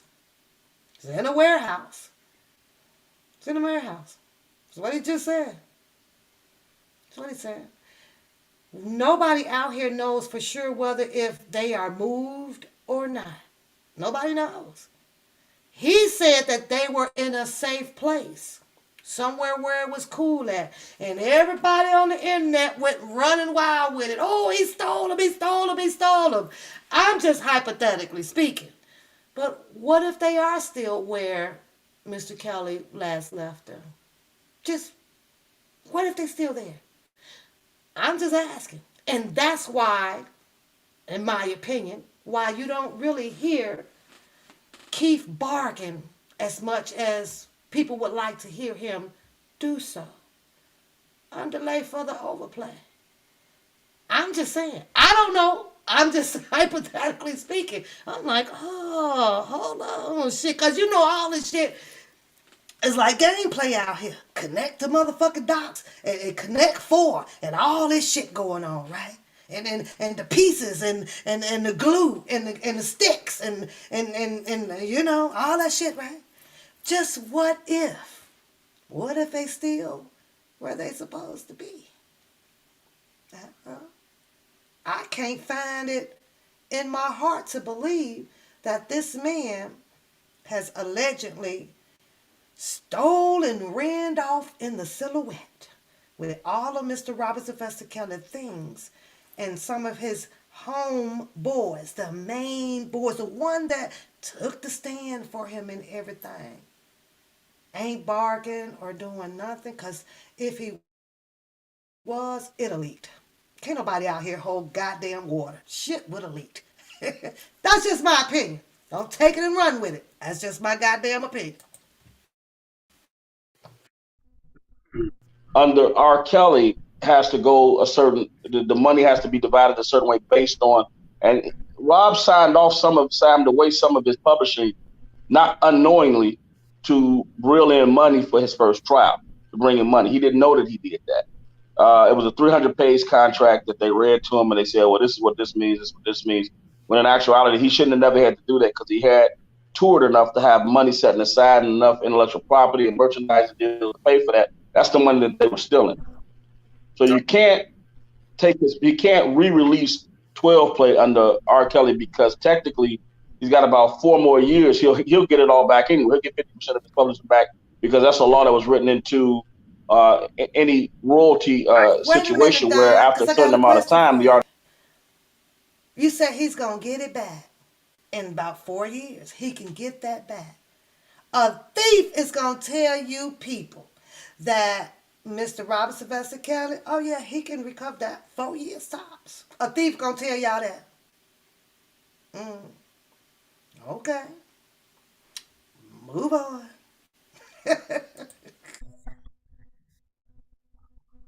Gets the 50% of anything that they sold off, they get 50% of it all back. So he's falling within that time frame where he's about to get that back anyway. Okay. Um, yeah, but Rob got 4 or 5 albums that was not released. He got the 2 albums that he finished for Sony that they were supposed to release, but they dropped them beforehand. And being that Sony dropped him, we're planning to launch those records. We've got other stuff, blues records, cartoons, a whole bunch of things that he pulled together, and that's what we're pulling together right now. So Oh, we have a I plan get for it, that. We just Don. had to get his. They don't like the fact that you are using the word we. That's why they hedge hogging your neck. That's because you're using the word we. And since the narration out here is about Mr. Robert Sylvester Kelly's camp people and all of that, and they have associated you with being his friend or the publicist or the PI or the and manager and all that stuff, because they can't let that go.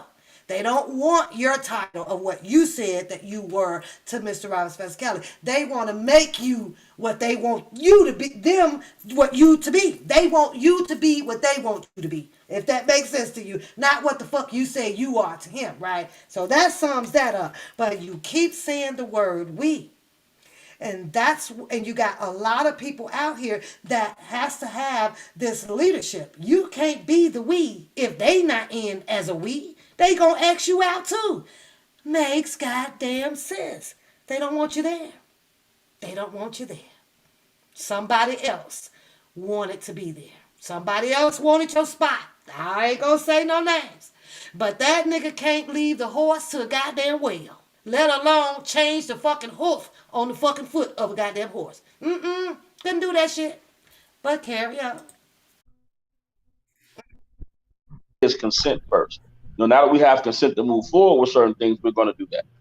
How is it that we can buy maybe? How can we do a pre-sale or pre-order? Because I bought 10 of them today.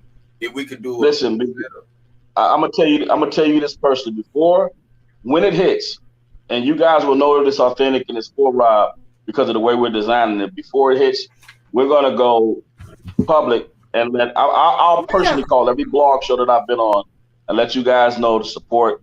I mean, you'll know what it's called. I can release the name now because we've secured the name, but it's Kale's Nation. So just be ready for Kale's Nation. They did try to go public with it. They did try to come out and do the money with it, right? Okay, we need to raise more money. We have to do this. We got to do that. All of the funds, the proceeds, or whatever, hopefully it was going to go to Mr. Robert Sylvester Kelly. I truly believe that if people ever had to ask about it, the same way that Don Russell came out to ask about if they, turn the goddamn report around, let the people see what was in, so-and-so, how much was raised or whatever. Do I believe that they would have probably done that if they had unity out here to show everybody this is how well we are doing in the Kale Nations? But guess who shot that down? Go ahead, take a guess. Take a guess. Take a guess. Take a guess. It's coming soon. Okay. And I don't mean the Facebook pages. I mean .com. Okay. Now, is there any way that, in light of maybe, because I think that the way that you do something effectively is we have people who say that they are supporters, and you don't support in words and YouTube views, but you support in decent actions and putting your dollar behind you. So what is it that we could do today to put some money behind this? Because I believe you either put up or shut up. How can we contribute so that we could get him an effective defense, like immediately, you know what I'm saying, or pretty quickly? Where is it that we can contribute to? What is it that we could do? And if you ain't got the answer right now, then we could work on how to get this. I don't have an answer for that, but something that I would like to see happen is the bloggers to have a union. I think you guys should somehow unionize. I think it's going to be important that you unionize. I think one day what you guys doing is an intellectual property that people are really going to be intrigued with because you control a lot of numbers. I mean, seriously, you guys control so many numbers globally, not just locally, globally. So if you guys began to unionize, you could be the force that really makes a play. Let's say you set an agenda, you, Texas Diamond, you, Nick at Night, my guys in Chicago, DJ Tyson and Dr. Daboski, you guys all unionize and come up with certain rules of engagement. So when you guys want to attack, and maybe you elect somebody president of the union, whatever. But whenever you want to go after a specific subject, you guys could be the balance that the world needs. That's what's important right now, creating balance for that media onslaught that whoever they're going to target next is going to need it. They're going to need to be able to call, if they can call the YouTube Streets Union and say, listen, fellas, they're coming after me. I need to move in force because Chicago Tribune is putting out all these fake articles, and you guys can unionize all of the rest of the bloggers and them numbers y'all control and attack Chicago Sun-Times. And I don't mean in any harmful way. I mean, if they push, you push back. I'm saying, so that's something I think that you can do right now. One is being patient because you got to move when it's right and it's got to be strategic. But the other one is unionizing. You may control 20,000 numbers, but if you can make a call over to Daboski, if you can make a call over to DJ Tyson, and you can make a call over to whomever and say, listen, this is something that's plaguing our community.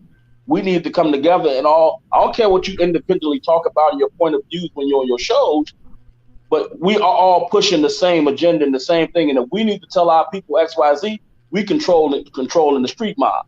I mean, and that's literally what you guys, I think, will be a big move if you take the next couple of weeks and you guys reach out across the board and just the bloggers without they fan base behind them and start unionizing. And you know what I'm saying? And whenever there's a universal message, you all guys know to attack it. That is something that's big. That would be huge. And we doing that quietly behind the scenes. What I'm going to propose right here on this live is we go ahead and just make this I-55 connection. Hollywood next, DJ Tyson, Deboski. Hollywood, you from St. Louis. Deboski, DJ, y'all from Chicago. Take I-55 to get there. We just call this I-55. Phases and Dr. Rogers, y'all like the aunties and stuff like that. You know what I'm saying? So we're gonna go ahead, we're gonna put that into action starting today. I'm gonna start with it. And we quietly, I have talked to Deboski just a few hours ago. Prima Donna, she pregnant right now. We want to give her time to let her go through that process. And once she get through that, if she ready to get back on it, then we'll make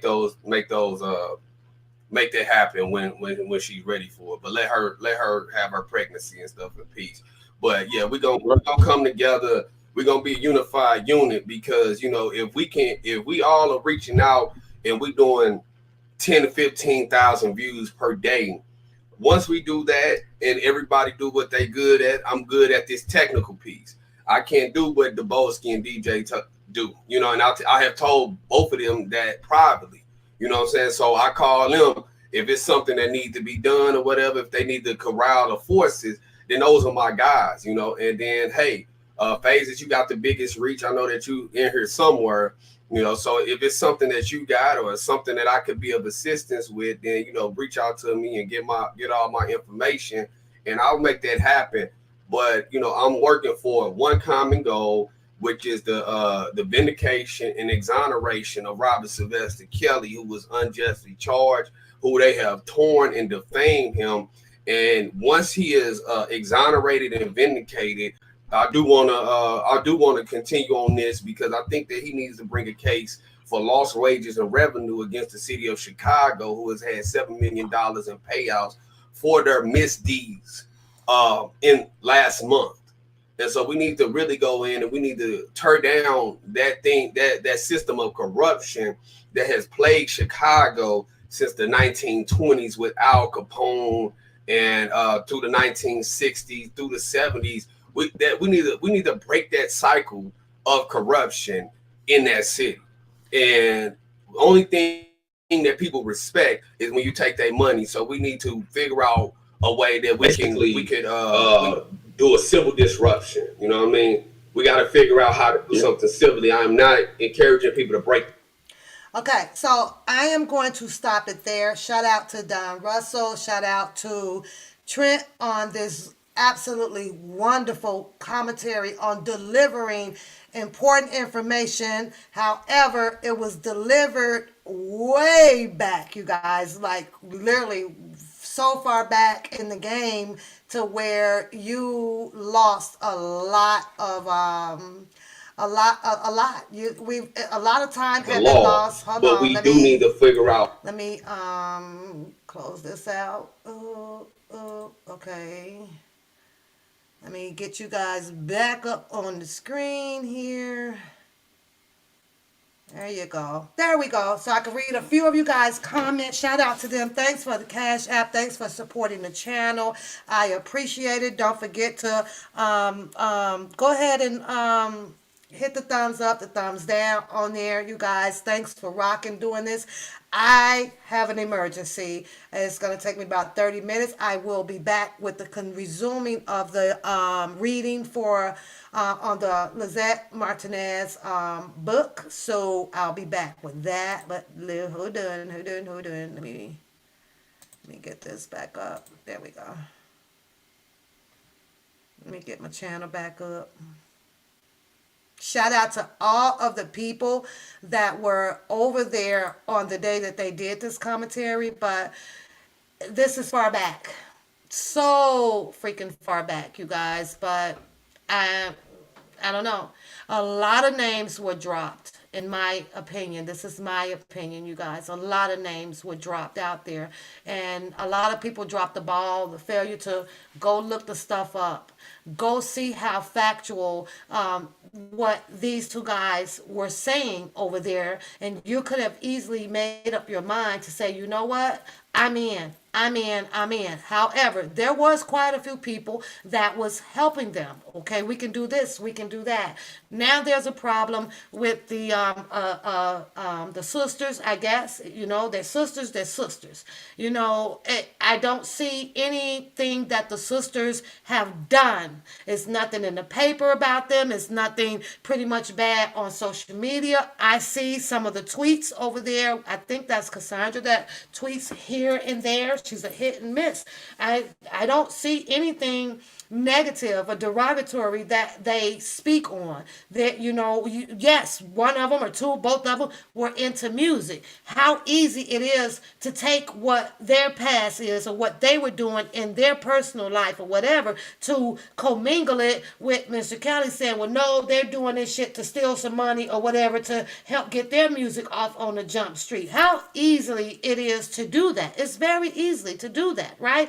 All because everybody can't figure out, wants to know, well, how are you freaking related?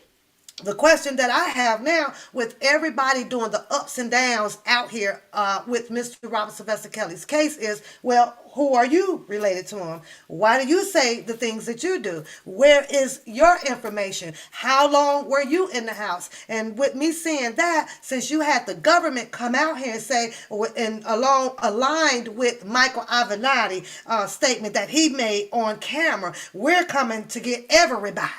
And when he said everybody, he said everybody that was around him, involved in the camp. Do this and do that. If you got something to say, if it sounds like you know what? Take half of these goddamn subs too, because they appear with all of the information that they have, and they can spew out here to make things the way that they are.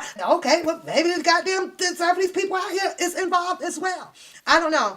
I'm still gonna sit and I'm going to watch and I'm going to follow. I did not see Donnell Russell on the prosecution side on the table up there, right? I didn't see it. He didn't testify against him.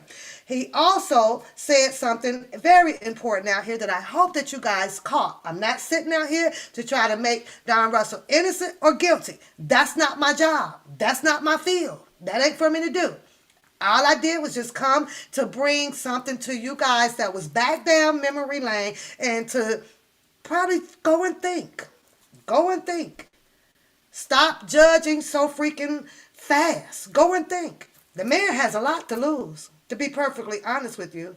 But because his job, his business, or what he has accumulated underneath his belt, what he has built, is merged into the story that, oh no, he's doing this, he's going to steal the music through his business. Okay, so now what? All of those people that's working, that's doing this, that has invested in it and clicked on the link to sign up for a particular membership for this or this or that, don't you think that all of those people are going to get hurt? Don't you think that if Donnell Russell happens to be doing what, let's say, funneling, slithering stuff through his business without Mr. Robert Sylvester Kelly, how many people would actually have a lawsuit against Mr. Donnell Russell for doing that type of activity, and all of the shit just crashed down because the people out here would like to see it closed? So not only are you Mr. Donnell Russell is gonna hurt, people is going to hurt as well who has invested in this. He tells you guys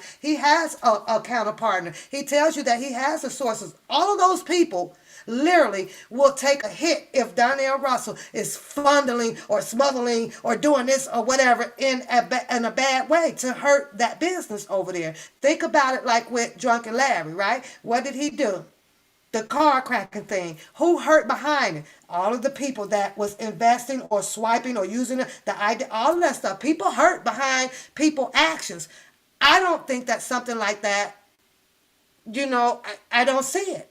I really don't see it, because you can't sit here and tell me that this man did not sit here and think about he's trying to build an empire over here, help a friend out, did a oopsie. Oh my God, it was wrong. Probably didn't, was hoping I didn't get caught. Oh well. Nobody, said, oh, in one sense, there is a part where you have to say, well, damn, okay, he almost stopped that Lifetime movie because nobody wanted to see it. Everybody kept saying, they put that shit out, they put that shit out, they put that shit out. But yet then, here's someone who took a goddamn risk and got himself into trouble for trying to stop it from being released momentarily, right? But that's a bad thing. But you got everybody, ain't put that shit out. Nobody wants to see that shit. Who put that shit out? It just didn't make sense to me.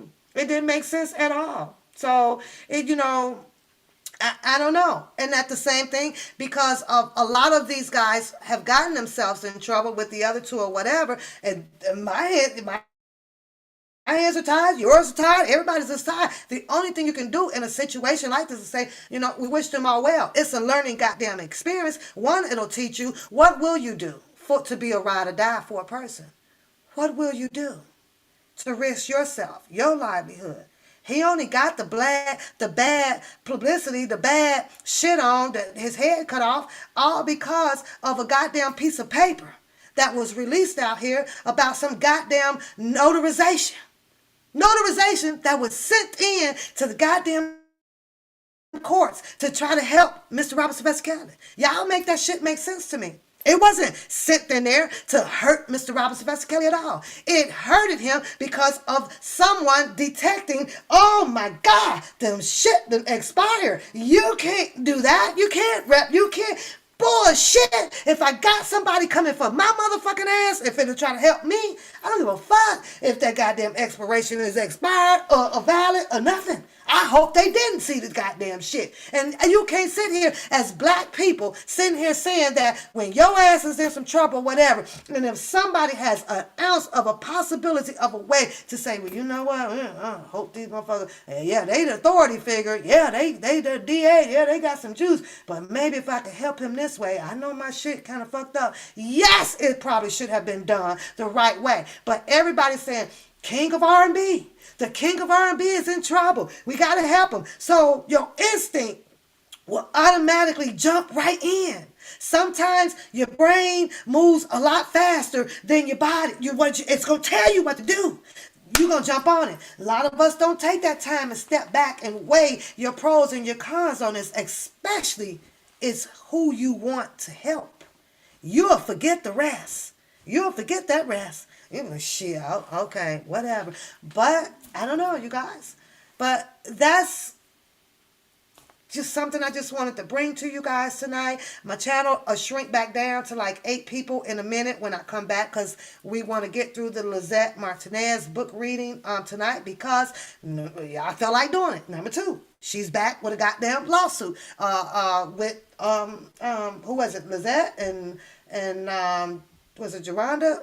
Faith Rogers, Geronda, I think it's Lizette. Is it Lizette? Lisa Van Allen. I'm sorry, not Lizette. Lisa Van Allen. Those three hooks are back out here needing more money to fucking survive in this goddamn world. But yet then, Don Russell Trent sat over there and was telling you about the I Spies, how they got to Susan Logan. Demetrius basically told everybody all of that. Nobody wanted to unify after he started coming out, because the other side, that over there, he started tearing them down, and everybody started following Don DeCon.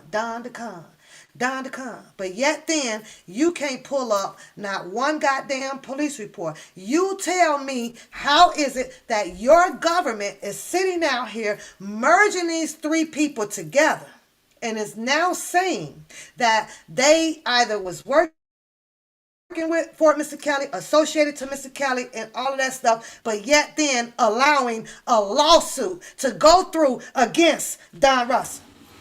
Where y'all see that at?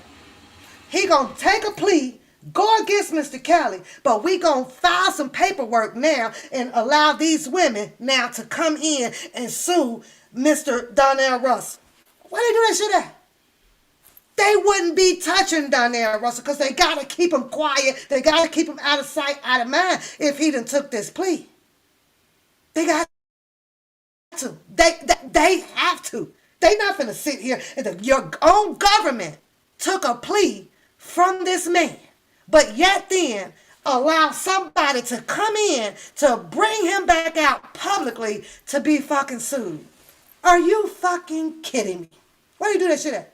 Not here in the United States of America. Not here.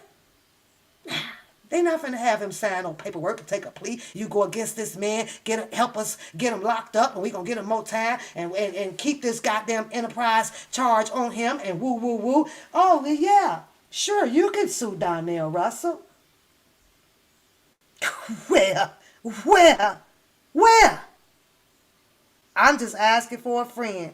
The phone line is open. I'm gonna take only three callers. I'll wait 30 seconds, you guys, if you want to rebuttal on this, because I have to go. I have to go for about 20 minutes, you guys, and then I will definitely be back. I'm chilling with y'all tonight. I'm chilling. I got to get through my book, but I got to do something important right now. So you say what you're saying is maybe Joyce might have a job working from home and taking care of herself. Maybe not.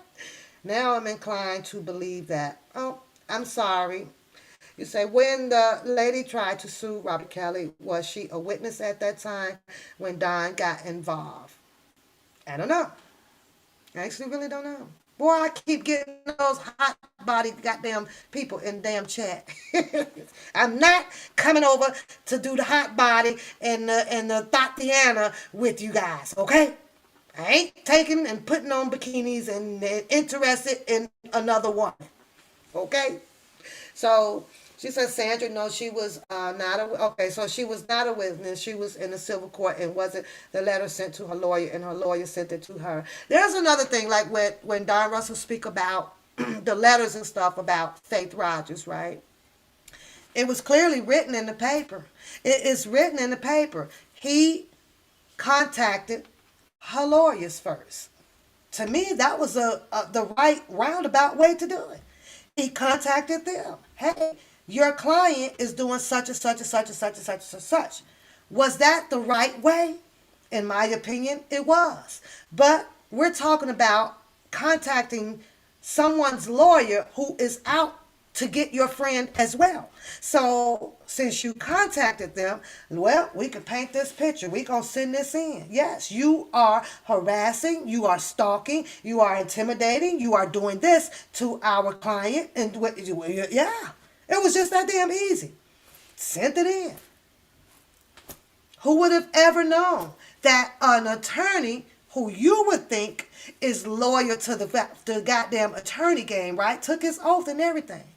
That did not take the time to sit down and say, well, okay, well, let me go and look all this stuff up, right? Told the attorney that the pictures and shit was out there already on Instagram. Woo, woo, woo. But Faith Rogers had an attorney that was also ching, ching. Motherfucker, you ain't paying me. Ching, ching. If we win this case for Faith Rogers, ching, ching, you know how much money we could get for R. Kelly? Like, ching, ching, nigga, I don't give a fuck about what you trying to alarm me about Faith Rogers. I'm her attorney. She got a plan, and we finna to get rich as bitches. That's what, so had Don Russell would think about it the way that I'm just now thinking about it, right?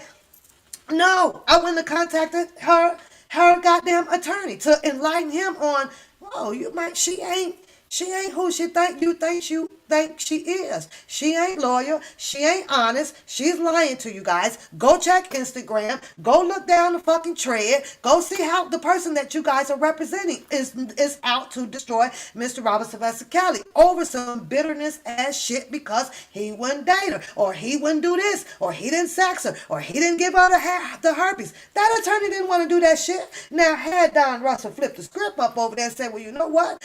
I need you to be my attorney. I need to get this information to you, and if his money was better than what the fuck he was looking at dollar signs coming off of Faith Rogers, then maybe he'd have dropped Faith Rogers' ass at that fucking time. But it didn't look like that. The picture was big.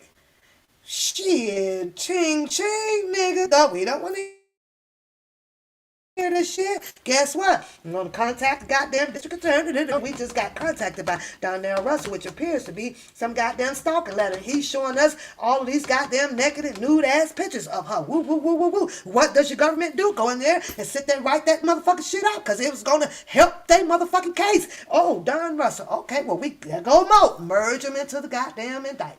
Boom. That it works just that fucking easy. But, it is what it is. When your instincts are there for you to be there for what you would call a best friend, your buddy, I gotta help. This is wrong to have so many people. He's already missing $999 goddamn $1,000,000. Where's the rest of the fucking money gonna come from? I'd like for Buncombe to give me that fucking answer. Where is the money at that you claim that this man is trying to make? Because if that music fucking drop out here or get edited, remixed, and all that motherfucking bullshit, then Mr. Robert Sylvester Kelly now can go into action. But if it's sitting nice and safely or whatever and you don't hear anything, and what Don Russell is up against right now, nobody knows how that ball is going to drop when he goes to freaking trial over there, which they're preparing to set a date 3 days after Mr. Robert Sylvester Kelly's sentence over there. Nobody knows. You don't know until the shit happens. So how can people insinuate pre? How can you do pre if you ain't seen the fucking action?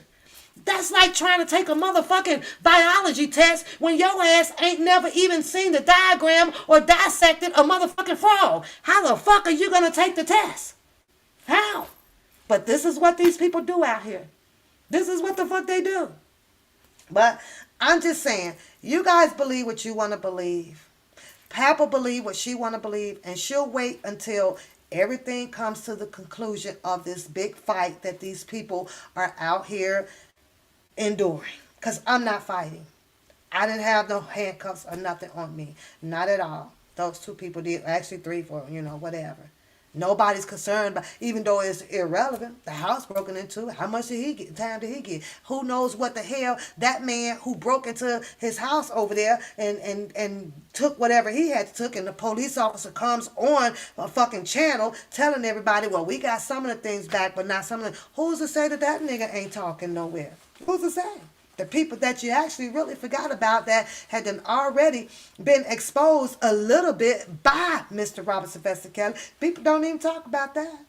But who's to say that they're not still talking? Because everybody knows somebody that knows somebody that knows some motherfucking about. You never know. So you never know where this thread is coming from. The thread is coming from. You would never know. It's just that goddamn big. It really is. But with that being said, I appreciate each and every last one of you guys. If you are planning to join me in the book reading in about 20-25 minutes, I will be back because I want to get through some more chapters of it, even though it is a story that she already put out. If you have not went to my community wall, today you will be able to go over. I reposted up a link for you guys to see and hear Lizette Martinez voice her Q&A or whatever she was doing, her tell-all on a video that I kind of sat down and critiqued a while back, 9 months or so, a while back, probably 9 months. I don't know why them people like me. I think they like me, Harlem. I think they like me, Priscilla. I don't know. Don't forget, you guys, Christmas is coming up. Don't forget to hit the About page. Get over there, grab your hoodie, support your girl, get you some socks, get you your drinking cup, get all that shit over there, and support your girl. I ain't going nowhere. I know I'm not liked. I know that. But you guys can still support, even if you don't like me. But with that being said, let me get this. I got an emergency. Y'all have a beautiful, beautiful night, and I will be back.